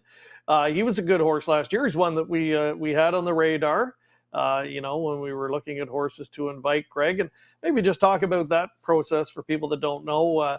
The race switched to an invitational format a few years back, and it was really after the cancellation of the Slots at Racetracks program. And a couple of reasons for that. Just wasn't the purse money to put in. And we thought maybe having it as an invitational, just one race, and not asking trainers, especially those shipping in from other venues, to have their schedule tied up for a 2-week period, that it could serve us well, and it really has, Greg. I think the fields the last few years have been tremendous, but it's a lot of work, isn't it? A lot of research and a lot of watching races, trying to come up with the horses that you want to earmark for the race. That's the definition of homework, Greg. I mean, we've all experienced it. The three of us, probably from the start of the Levy series right up until the middle part of May. The better part of 2 months. We're discussing horses on a day-to-day basis, and it's not so much of who's the best horse or who's the fastest horse. It's what type of horse fits our racetrack and who's going to be highly competitive on our half. So a horse could show 47, 48 all day long and not show a line on a half-mile track. So we really don't know how that horse would fare out. But I mean, the Levy is obviously a great indicator. Everybody that I talk to says that the Yonkers Oval is very similar to Western Fair. So, we obviously give that a lot of thought. And then, other stake events. And then we have to be careful because the Confederation Cup is just before us at Flamborough Downs, featuring 4-year-olds. The Commodore Barry is usually the next day at Chester. And then, 8 days later is the Battle of Lake Erie. So these trainers really have to map out a schedule and pray that everything goes to plan. So a horse that we might have lined up, Mike, I'll give you a second, but a horse that we might have lined up in April, might not be available in May. Sickness, lameness, go to a different stake race. So it's a big shuffle. A lot of times it's, I don't want to say a headache, but it's a very challenging task. And like I said, we could have 8 horses one week and then maybe 6 horses the next, and then we're looking elsewhere. Mike, yeah, one thing about some of those invitationals, like Greg was saying, it's tough, especially at that time of year. And, I know from working at Northfield Park when Dave was putting the Battle of Lake Erie together, the Camelot Classic for us anyway is a very big race. And it's one of those that we're wanting, the top 3 to come out of there healthy, because chances are they're leaving Greg and coming to Dave in most cases. So, you've got your eyes on those races. I know when Southwind Amazon got wiped out last year, he was headed for the Battle of Lake Erie. I believe he still participated. But there was a little bit of fear there for a second, because you don't know if he got scraped up. You don't know if he got, injured for whatever reason. And so, if you're the guy that's after, Western Fair, Harris, Philadelphia, it, like Greg said, it could be a little bit of a headache, because, if somebody gets wiped out in the Confederation Cup, now all of a sudden you're down to a field of 6 or a field of 5, and you got to scramble and try to find a horse that's going to be competitive. It's tough putting those invites together. The other thing is too, is like you said, Mike, like Dave and I last year talked regularly about, who have you been talking to, who's been calling you, and vice versa, because generally you're going to get a lot of the same horses. And there's a main reason for that is, let's say you get a horse from the Meadowlands or down Dover Way or something like that. It's easier for that trainer to say, okay, we're going to come to Canada, and then we're going to head straight to Northfield because it's only 5 hours, instead of shipping back to New Jersey, then having to go to Northfield again. So that's always going through the trainer's mind as well, saying, you know what, geez, we got $350,000 we could be racing for in a matter of 2 weeks. Let's take advantage of it and try and minimize the shipping. So yeah, Dave and I were, constant communication and because we're both trying to put the best date that we can. That's, the key is tracks working together. For sure. Absolutely. We should preface this all by saying, I think if all things are equal, we're going to lean toward a local horse as well. But unfortunately, the last few years, it just hasn't been like a real abundance of good local half-mile horses of that caliber. You're generally drawing horses from the WAG circuit, and the ones that, you'd look at inviting the last few years, they've, for the most part, declined, just not thinking they'd be good on a half.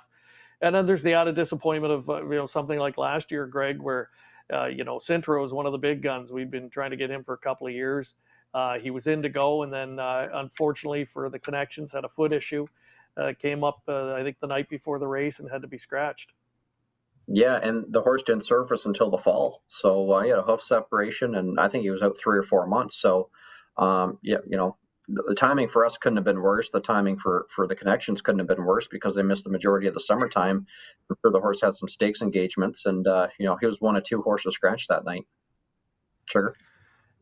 Yeah, and he's been here before. He's a track record holder as a 3-year-old, so we know he can get around here. And to have him come back for a signature event, we've been chasing him, right? Yeah, even this year, I think that we would have had more local horses, like we mentioned there, the Downtown Bus, a highly underrated horse. Very interesting with him is he competed in the Levy last year against the big dogs, and he raced extremely well. And I think Jeff Gills did a pretty good job managing him throughout the summertime, because that Levy took a lot out of him, and then he kind of picked his spots throughout the summertime, and then freshening up for this year. So, guys, we've been talking all night about the history of this event. It started out as the Labatt, and then it went on to be the Molson Pace from '92 right up until the year 2018. And at that time, we opted to rename the event. A new title sponsor came on board, Sealster Farms from nearby Lucan, Ontario, and Stratman and the gang there jumped on board. And the horse that really put that breeding establishment on the map was Cam Luck, and it was only fitting that the race be renamed in his honor. Well, back in 2018, the year we had the first edition, folks from Woodbine Entertainment came down to help us with the broadcast that year and put together this special feature on the late, great Cam Luck. We'll take a look back at that now. Cam Luck has gained a short lead. The Canadian Horse Racing Hall of Fame is proud to induct Cam Luck. Still think about him today, miss him still today. He wasn't just a horse, he was our friend. Legendary pacer and stallion Cam Luck passed away in August 2015. But his legacy of greatness endures, not only through his prolific offspring, but especially at the farm in Lucan, Ontario, where the son of Cam Fella stood for 23 years. He changed the game for Sealster. Back in the day, handshake deal between my father, Chris Van Bussel, and Bob McIntosh, who was the head of New Destiny Stables. That sharing agreement of Cam Luck and our management of Cam Luck put Sealster on the map. The best attribute he leaves in his coach is his grittiness, his wanting to win, to be at the finish line first, and that was Cam Luck. Before becoming a stallion, Cam Luck was part of future Hall of Fame trainer Bob McIntosh's powerful racing stable. Cam Luck, 3 in a row for Bob McIntosh. In total, the Bay earned over $1 million, winning 26 of 69 career starts, including the 1991 Breeders' Crown Horse and Gelding Pace. Cam Luck, cross county on the outside. Cam Luck at the rail. Also in 91, Cam Luck won an O'Brien Award as top older pacing horse, and in 1992, the big horse recorded one of the fastest pacing miles ever, going a lightning quick 1:48.4 in a time trial at Lexington's famed Red Mile. Following Cam Luck's racing career, the late Chris Van Bussel of Sealster Farms and trainer McIntosh struck a deal to have Cam Luck stand at Sealster. The result was an unexpected boon to both parties. He's truly touched a lot of people's lives. I can honestly say I've never bought a lottery ticket in my life, but every fall when I go to the yearling sales, I feel like there's one in every stall. As a stallion, you don't know at the start if he's going to be able to pass on his ability, but he showed in his very first crop of horses that he was going to be a superstar. Cam Luck's prowess as a sire was indeed immediate.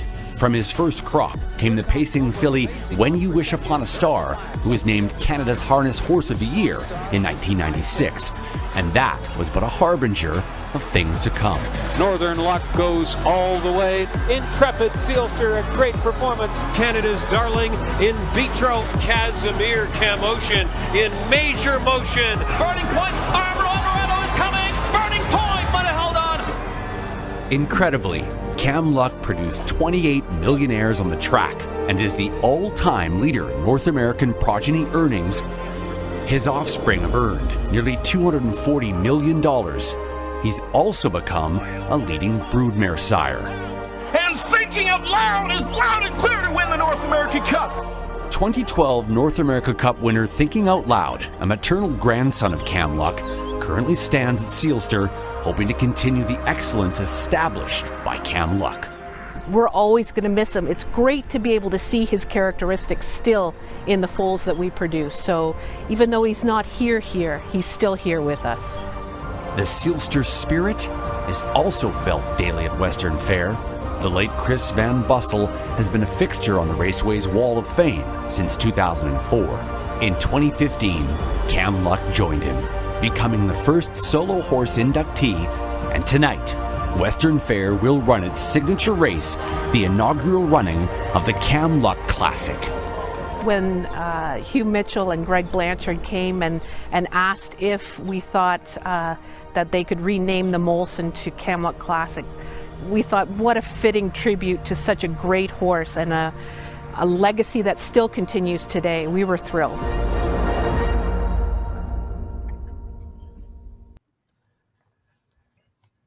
Gone but never forgotten, the great Cam Luck. His stamp all over this race, which is now his namesake. He's sired 4 winners. He's had a brother, Cam's Fortune, who's won the race, and even a grandson, Stormaway, the son of Northern Luck, won the event back in 2009. So great to look back at him. Sean Crawford has a question for us next, and this is a good one, and I think we'll all answer unanimously on this. With the history in this race, you guys get goosebumps when they're lining up behind the gate. And Sean, we'll all chime in on this, but I think we can safely say the excitement starts well before they line up behind the starting gate. Sugar, this is a race that, you know, we start getting pumped up for a couple of months ahead of time as we start to look at horses and plan the night. Oh, for sure. Between yourself and Greg Gangle over the years, right in the hallway here, I can picture both of you coming to the door and saying, I think we might have one. Yeah. And, we go back and we'll look at a replay of a Levy or a replay from Mohawk. And, we're all over this race for the months ahead. And there's a lot of excitement that lead up to it. It's tough to contain that excitement, but when the week actually comes, we're busy. We're doing a live post position draw on the pregame show. The evening itself, when it comes along, Amy O'Toole does a wonderful job setting things up, a great schedule of events throughout the night, and we follow it pretty much to a T. And you know what? Before the big race, it goes by so fast that I don't really get so nervous, but the excitement does not wear off, and that excitement carries through for hours after the race. And Greg, we mentioned Amy O'Toole, our marketing and promotions coordinator, and comes from a racing family herself, and she's like all of us, gets very excited and puts a lot of work into the planning. We look at it as much more than just a race, right? You want to try and make it an event. Yeah, Amy does an unbelievable job. I mean, look at the shirts that you guys are wearing. A lot of that stuff goes right through her, from promotions, marketing. I mean, there's so much that goes on behind the scenes to make the night happen, and she deserves a ton of credit for doing that. She's the behind the scenes type of person that can execute on a big night, and there's so much on her plate, and I mean, she just thrives off of it. She does an unbelievable job. She makes our lives so much easier because we don't really have to worry too much about it, other than give a helping hand when needed. To answer Sean's question, my favorite spot on Camluck night when the race is going off is right in that infield. That's where I get the goosebumps, and because like on any half, who's leaving and who's not, and that's when the rush really starts. It's going into that first turn when they barrel into it, and like you say, it's off and it's on. So, but like to Greg's point, I mean, we started on this 2 months, or to Sugar's point, I should say, we started on this race well in advance, and it just reminiscing now. It's such a shame that we're not having it this year. It would have been on Friday, but at the same time, it gives us so much, I think more appreciation than ever before for having it next year and carrying on that tradition. Yeah, and Mike, your first Camluck was 2018, correct? That's when you guys first came here for the post time show. And let's talk about that. Oh, sorry, go ahead. I was just going to say, to set it up a little bit, we'd rebranded, so you knew the race as the Molson. What was the reaction, I guess, maybe south of the border for fans down there that would certainly have known and followed the Molson, to hear that it was being renamed for the great Camluck?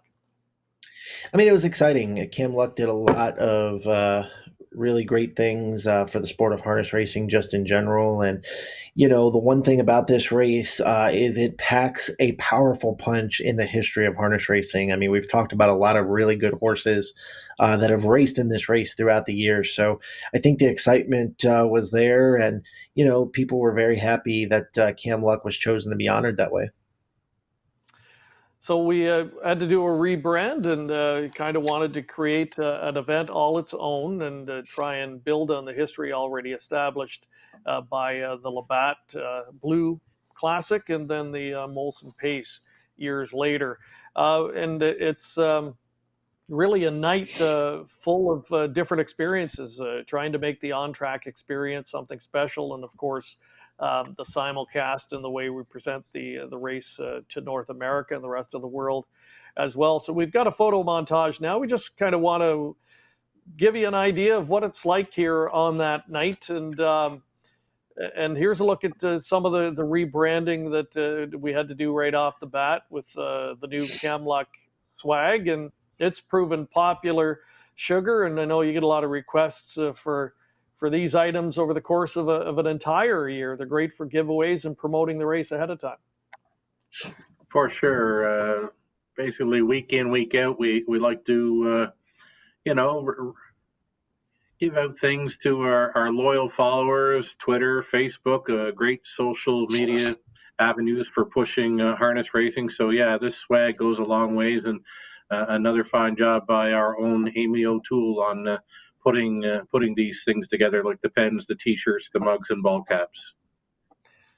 So the race would have been this past Friday night. You're always hoping for great weather. So for those who come to the track on that night, you likely would have had a giveaway item, one or all of these types of things throughout the night.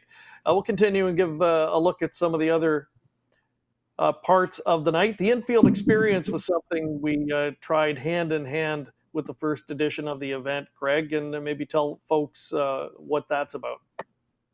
Yeah, it was actually your idea, Greg, and it was a great idea. It was just another opportunity to, broaden our brand and give customers a unique opportunity. A lot of times, people are up in the clubhouse, So you're way up high. So you kind of have that bird's eye view. But what if we gave you a trackside view with a wonderful food and beverage experience and entertainment to go with it? So, here it is. And I believe this is the first year that we did it.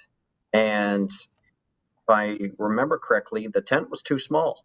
It was a good problem to have. We expanded the tent. And as you can see here, you kind of feel like you're at the Kentucky Derby or kind of, at the Little Brown Jug, the way that it's set up. Wonderful food and beverage. There's entertainment there, inside or infield view of the track. And it was just that unique dining experience that, friends and families and customers can come and enjoy the races. And part of it, frankly, is the facility we have. We don't have a ton of room outside like other tracks. We're built for year-round racing, so we don't really have a huge tarmac. We do have an outdoor patio area and a small tarmac out front. So it was really trying to find another avenue as well to be able to engage more fans and have more fans on site, and it really is a unique vantage point. You're right. It reminds me, I guess, of the line from the movie Jaws. We need a bigger boat. Well, we said after year one, we need a bigger tent. And I guess if there's a slight downside of that is you do cut off a little bit of the sight lines for people that are on site. But still very well received in the 2 years now that we've done this, and I think it'll be here to stay on our big night. Of course, when we renamed the event. Sugar, we had to come up with a new trophy, and there is the new Cam Luck trophy that we've given away the last couple of years. Yeah, that's kind of new school looking, and it looks great. Cam Luck Classic and a fabulous new style to a coveted trophy now. Even talking about the infield. Go ahead. I was just going to say, even talking about the infield right there, one of the things that we didn't mention was because we had the tunnel was the infield parking. So, part of that VIP experience was you get to park your vehicle right in the infield and walk straight over to the tent. Yep. So just a convenience factor for everybody that wants to, participate in the VIP tent. It was just a nice another incentive. Yeah, that's a great point. It's part of the package, and yeah, everything is self-contained. So if you're there that night and you're going to be in the infield tent, everything you need is there: food, drink, bedding, washroom facilities, and live entertainment and everything else. So it really is a self-contained experience, and similar to for people that go to the Little Brown Jug and those events. That get to spend some time in the hospitality tents. Another thing we love is our giveaways on this night, and we all get involved in that. T-shirt tosses, hat tosses, and there's the small tarmac that we told you about, and the driver intros. That's something we instituted just a few years back. It's something unique, and Sugar, I know it's a big highlight for you now on Cam Luck night. Yeah, I love this. This was something I picked up on out in Edmonton. We did jockey intros for the Canadian Derby, and you know what? It's really worked out well for the driver intros. We've got the walk-up music to AC/DC's Hell's Bells, and the guys show up and introductions for all, and then we do T-shirt and ball cap tosses afterwards. Really become popular with our on-track crowd.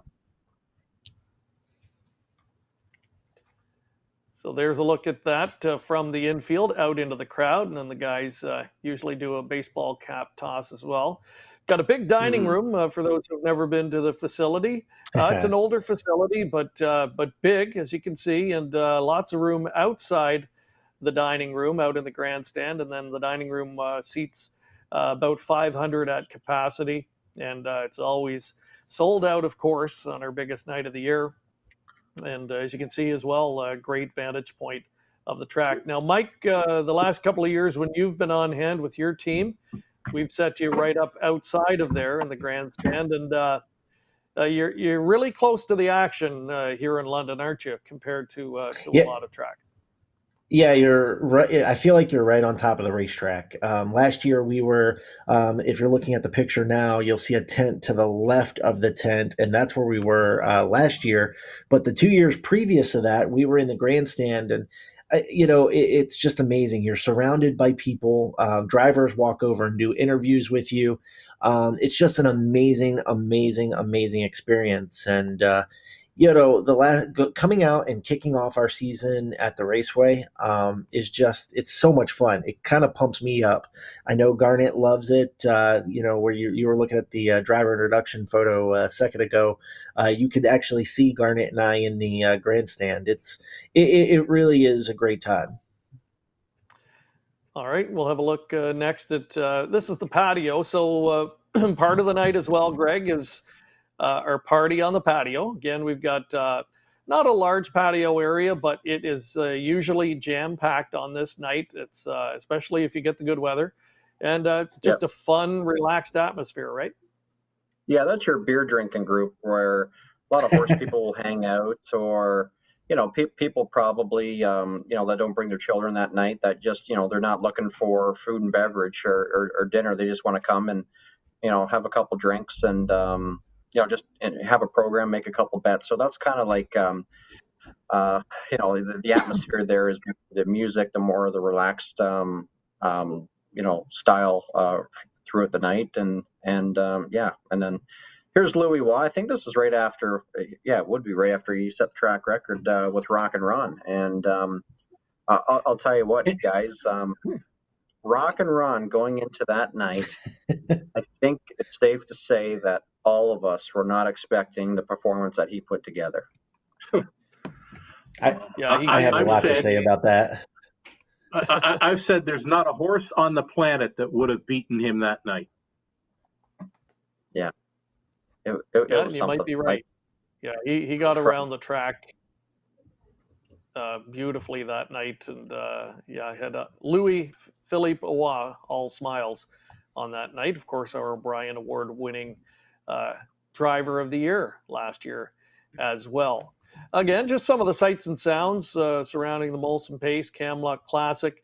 This is something that we started just a few years back. Our marketing director at the time, Sarah Emery, came up with this way to market the Molson Pace, and it really did resonate, Greg. It was wonderful. We took horses right downtown in London, Victoria Park. It's the biggest park in the city, and people on their lunch breaks were walking through, having their lunch, and they saw live horses, both minis and live standardbreds. And to see the look on their face was amazing, and it was just a great, different way to promote our big race. What a better way to showcase horses than downtown in a park. People are walking by, and obviously unexpectedly you're going to see a horse in the middle of the city and in a public park. So obviously it's going to grab people's attention. They're going to come over and see what it's all about, and you can see the branding there on the mini with the Molson Pace. And it was a great idea. It was well executed. It's something that resonates with people, and it's a talking point too. As you can see, everybody's coming over. They want to pet the horse and more or less strike up a conversation about the event. And it gives us an opportunity to explain what the Raceway is all about, and talk about the lead up to the Molson Pace, and hopefully we get some bodies on site because of it. So great initiative. And then right here is more or less the beginning part of the night, where people can come in and have an opportunity to get some draws and win some prizes, get a program, look at the field of horses, and kind of get the night started. And you have to have cake. That's one thing. Yes, you do. Yes, you do. And how about an 8-foot cake? Yeah. Garnet and I ate about half of that a couple years ago. It's an 8-foot cake. How many slices are in there, guys? That should be a trivia question. How many slices? Yeah, hundreds of slices, and I can tell you they're gone in 15 minutes. Yes, they are. Before and after shot doesn't take long. Go big or stay home, right? That's absolutely right. It's a great eye catcher when people arrive, and there's a great look at the patio when it's packed. As you said, it's just a beer drinking crowd. If it's a nice night, it's always full there. And there's a man that won the Molson way back at the start of his career, John Campbell, and of course has gone on to be the greatest driver in the history of the sport. There's a Dapper Dude who was competing on that night on the undercard for trainer Bob McIntosh. A lot of history there. And again, just to illustrate the atmosphere that night and the fact that the best of the best make the trip to London on Camelot Classic night. So just wanting to give you these photos. It's to give you a sense of the night, since we couldn't Here's host Amy. the event in person. Amy couldn't make it tonight. She was booked up solid, she said. Yeah. Yeah, we thought let's bring the night to you virtually tonight. And there again is a look at the driver intro. So yeah, big shout out to Amy. I'm sure she's watching tonight, and yeah, she's one of the busiest people that night for sure. There's a lot going on site, and Mike, it's been great to have you and your team joining us the last couple of years to help spread the word. Rockin' Ron, we talked a lot about him. We saw Louis-Philippe Roy there, and it's time now to look at this. This is the fastest mile in the history of the raceway at Western Fair District, and it came in the inaugural edition of the Camelot Classic in 2018. Here is Rockin' Ron. In the back tier, top of the stretch. Here's the 2018 Camelot Classic. They're off, and it is on. Evening of Pleasure, Rockin' Ron, Sunfire Blue Chip, 1, 2, and 3 into that opening turn. Rockin' Ron came through along the inside for Louis-Philippe Roy. Pocketing up in second, Evening of Pleasure, all alone in third, Sunfire Blue Chip. Easy Lover Hanover found pylons early in fourth. Bit of a Legend is fifth. Struggling in the early going sixth. Is it Friday yet? Killer Martini 7, Trent in the field. Dr. J. Hanover, opening quarter, 27-1. Rockin' Ron will dictate here. His lead is 2 lengths. Second best, Evening of Pleasure. Thinking about it, third. Sunfire Blue Chip. Easy Lover Hanover is eyeing up the outside from fourth. Bit of a Legend. The champ. He is racing fifth, and he's trying to flush some cover here.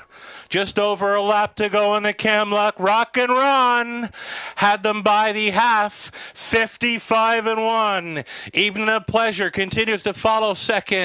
Sunfire Blue Chip stayed in third. Easy Lover Hanover put into play. He's outside in fourth. Bit of a Legend following up on the McNair helmet. Saving ground, the Killer Martini. Next to last, is it Friday yet? Treading Dr. J. Hanover. Finding another gear. Rockin' Ron by 3.5 lengths. Here's 3/4. Hit me. 1:23-1.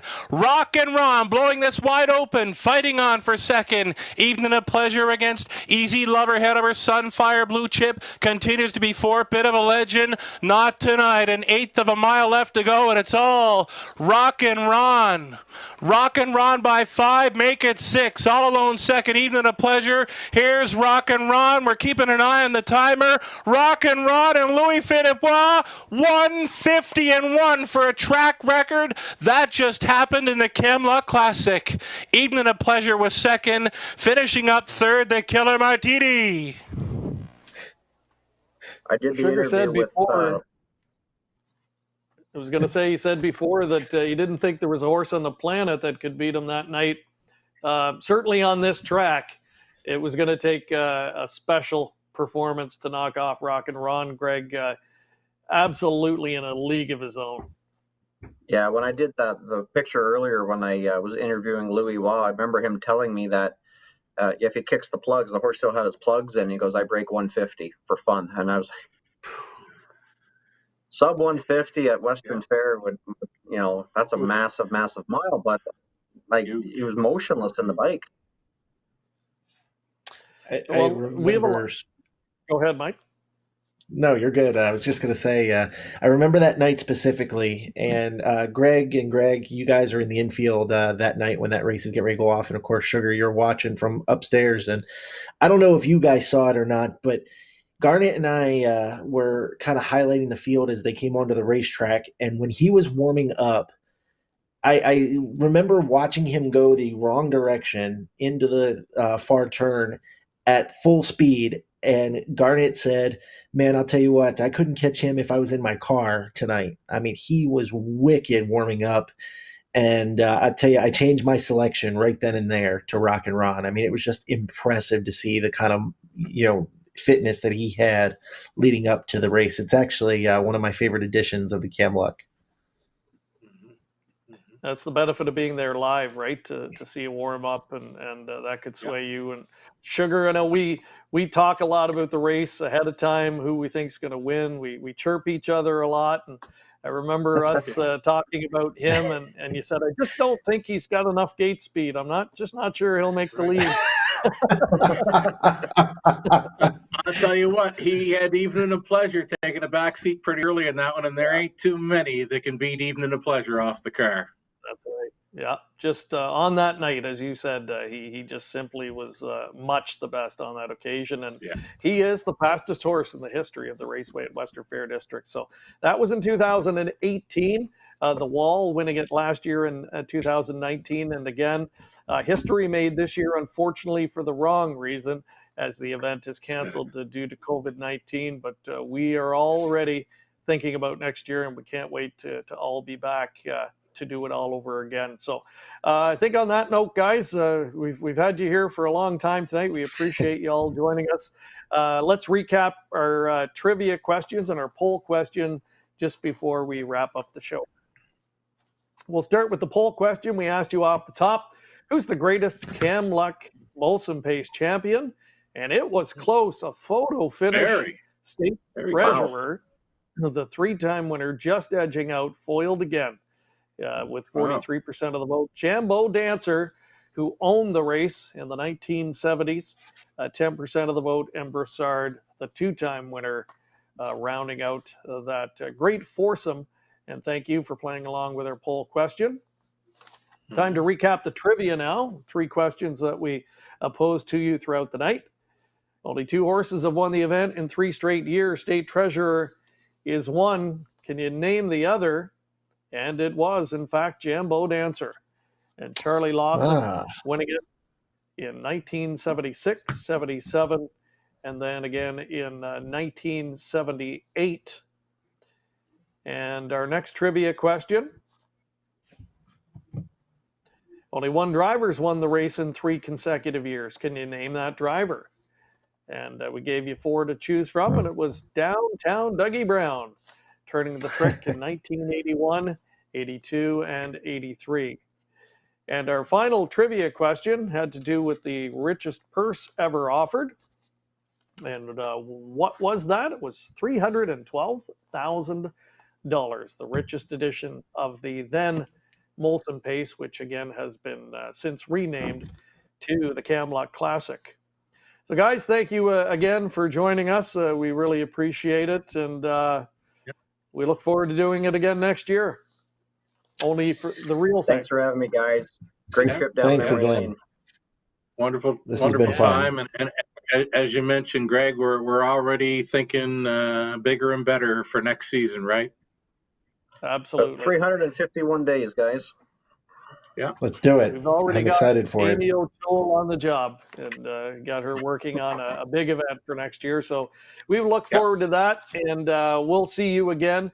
Our next show coming up this Wednesday night, and following that, we'll likely be changing our programming schedule here on COSA TV. We really appreciate all of you who've been tuning in twice a week here for the last couple of months during the COVID crisis, and it has been a lot of fun, including tonight's show as well. Before we wrap up, want to remind you as well, there'll be another online auction coming up 1 week from tonight with HoofBid, the new online app available on the App Store and on Google Play.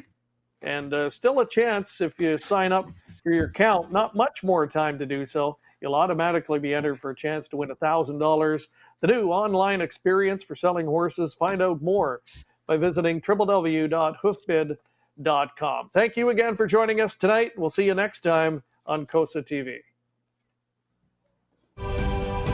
COSA, the Central Ontario Standardbred Association, proudly serving Ontario horse people with integrity and accountability. Collaborative, supportive, helping to ensure a vibrant harness racing industry. Lifetime membership is free and there are many benefits. Become a new member today. COSA, representing the interests of horse people racing at Ontario racetracks. To find out more, visit COSAonline.com.